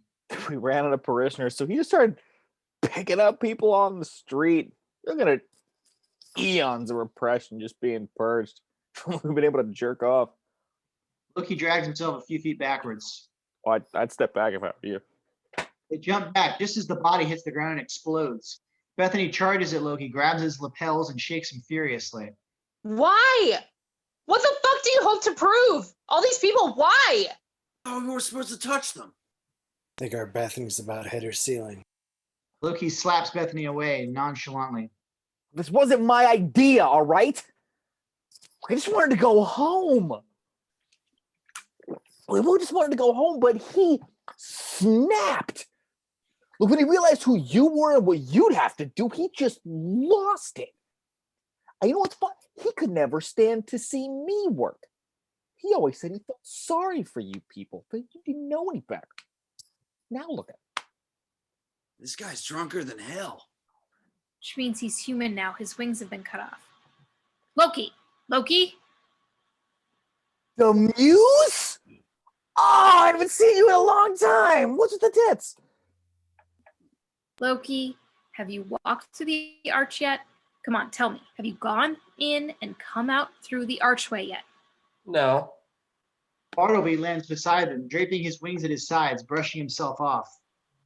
We were waiting your arrival. Bartleby, listen to me. You can't go through with this. Azreal was just using you. If you go back this way... Bartleby slaps her down. I've become aware of the repercussions, Muse. I know what I'm doing. Bethany leaps at him, all fists in fury. You fuck! You sick, twisted fuck! Look what you've done! Look at all you've done! Bartleby subdues her. He strokes her hair.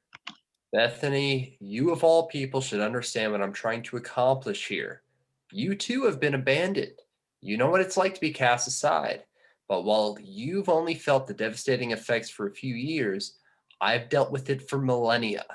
And while you never see your ex-husband or how blissful he is with his new wife, and he is, seeing you people everywhere, every day, trapped on this perfect little world he created for you, it's a constant reminder that though my kind came first, your kind was most revered. And your kind knows forgiveness, while my kind knows regret. A lesson must be taught.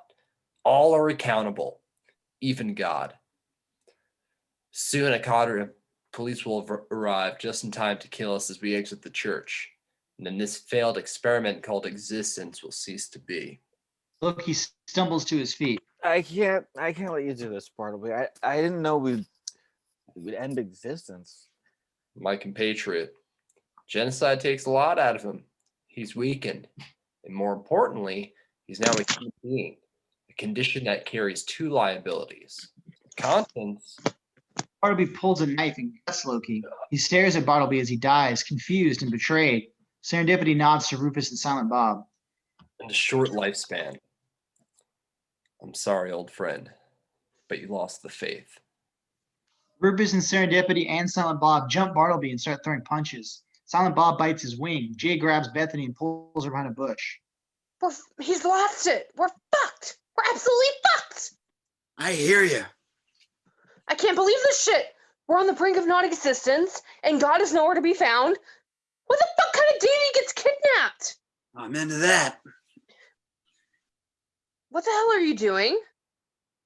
I'd say we've got about 5 minutes to live, so the whole world's gonna end, so you said you'd fuck me. Are you a complete lunatic? Everyone's out there battling that thing and you want to cower back here and jump my bones? We have to go down fighting. No time for that foreplay stuff, just sex. You pig. What? It's all over. Nobody's gonna hear it. No one's gonna beat that thing. Now we can either lay here comatose like that John Doe Jersey bastard behind us, or we can make with the love. Bethany freezes. What did you say? We'll make with the love. I just said to be sensitive. Usually you call it boning. No, about John Doe Jersey. Oh, that guy, the one that they won't take off life support, John Doe Jersey. This is where he's at. What? Yeah, Where? St. Michael's Hospital over there. There across the street sits a hospital. Where's the nearest boardwalk? Look, I ain't got time to win you a prize or something. We gotta get it before. Where is it? Asbury Park, about 5 miles away. You ever been there? Once I was banging this girl who worked at the carousel. She wanted to do it. She wanted to do it on the ride, but I got sick and started puking. Do they have skee ball there? Yes. Bethany kisses Jay hard on the lips, jumps up and looks over the bush. Now that's more like it. Rufus and Serendipity battle Bartleby, his wings thrashing about. Silent Bob is getting back on his feet.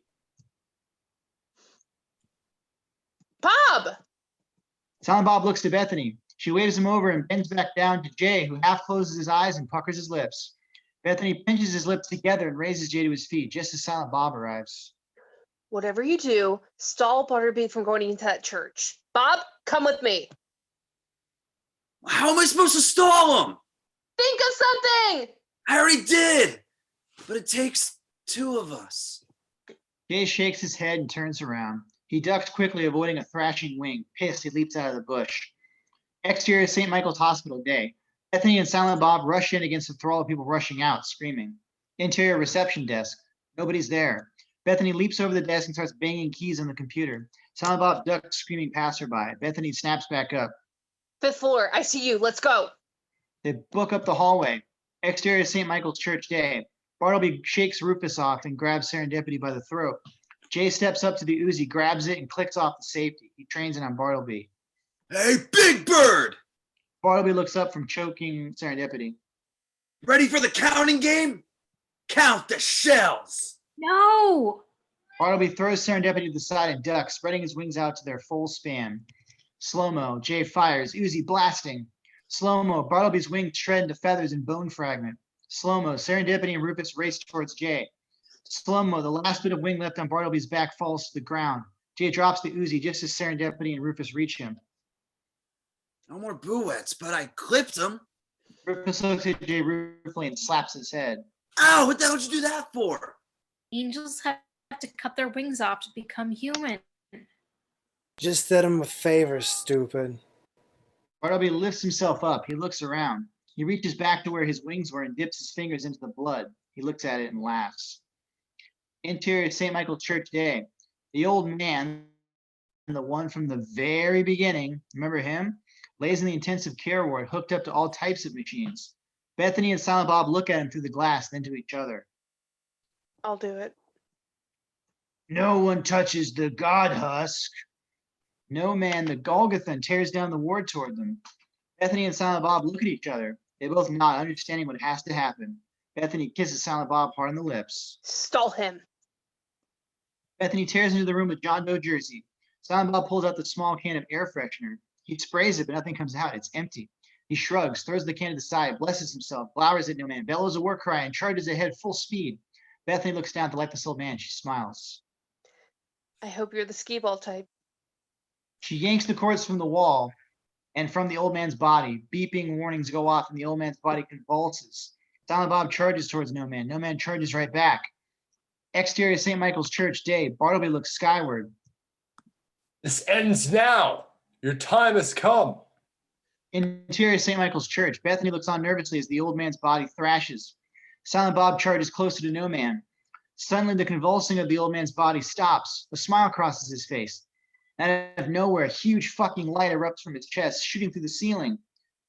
One strand branching off to touch NoMan the Golgothan.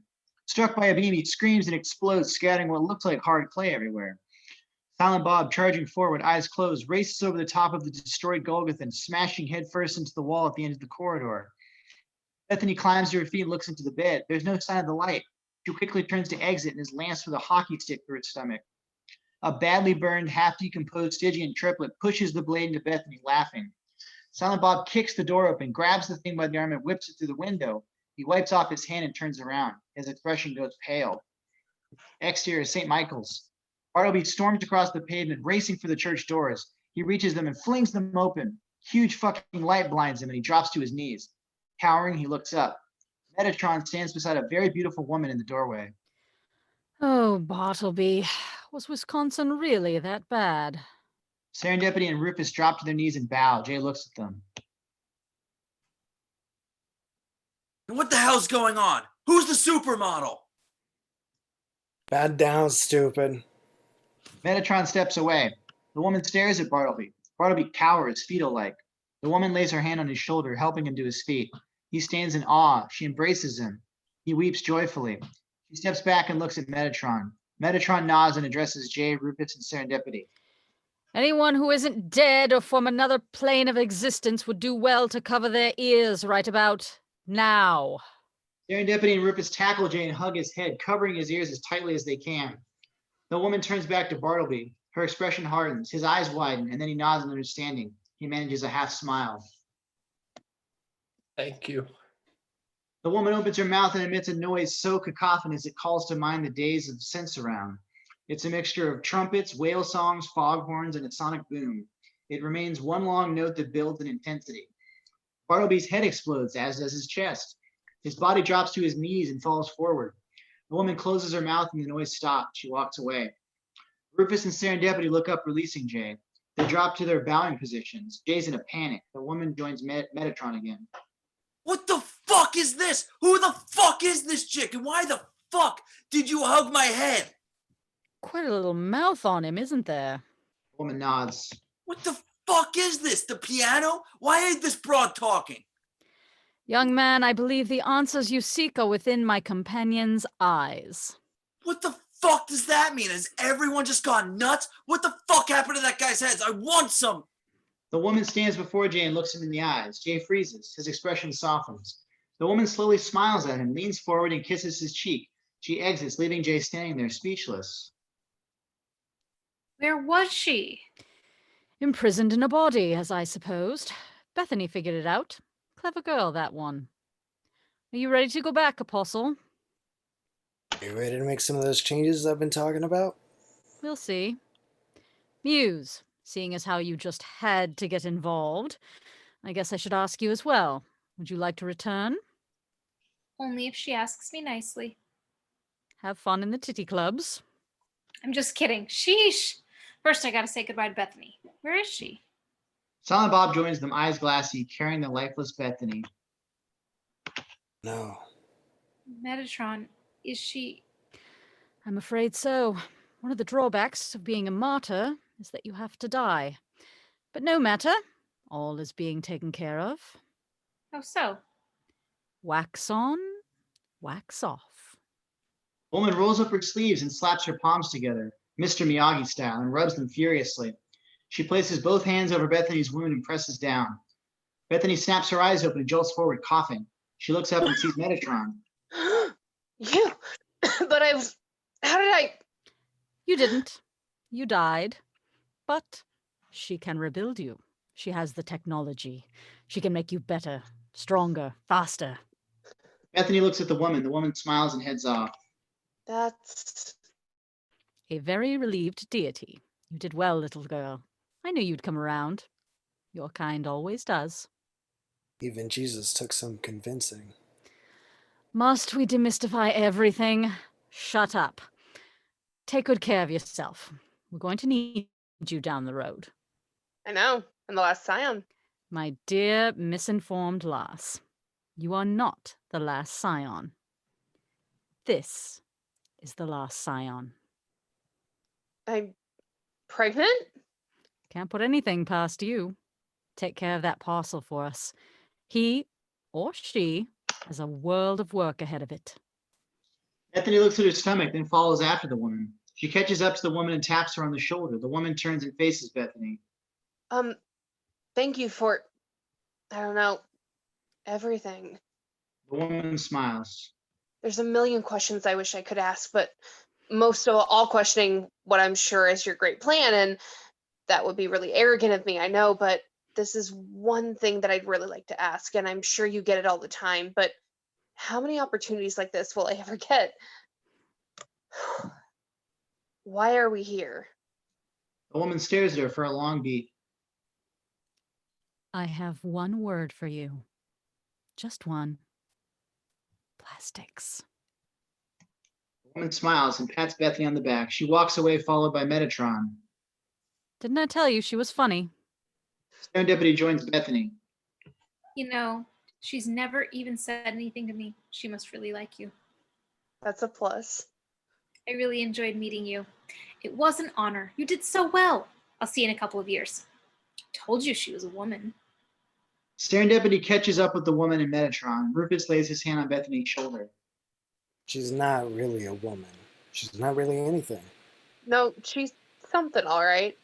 Something comforting. Crisis of faith over. I think I'm now burdened with an overabundance. When it rains, it pours.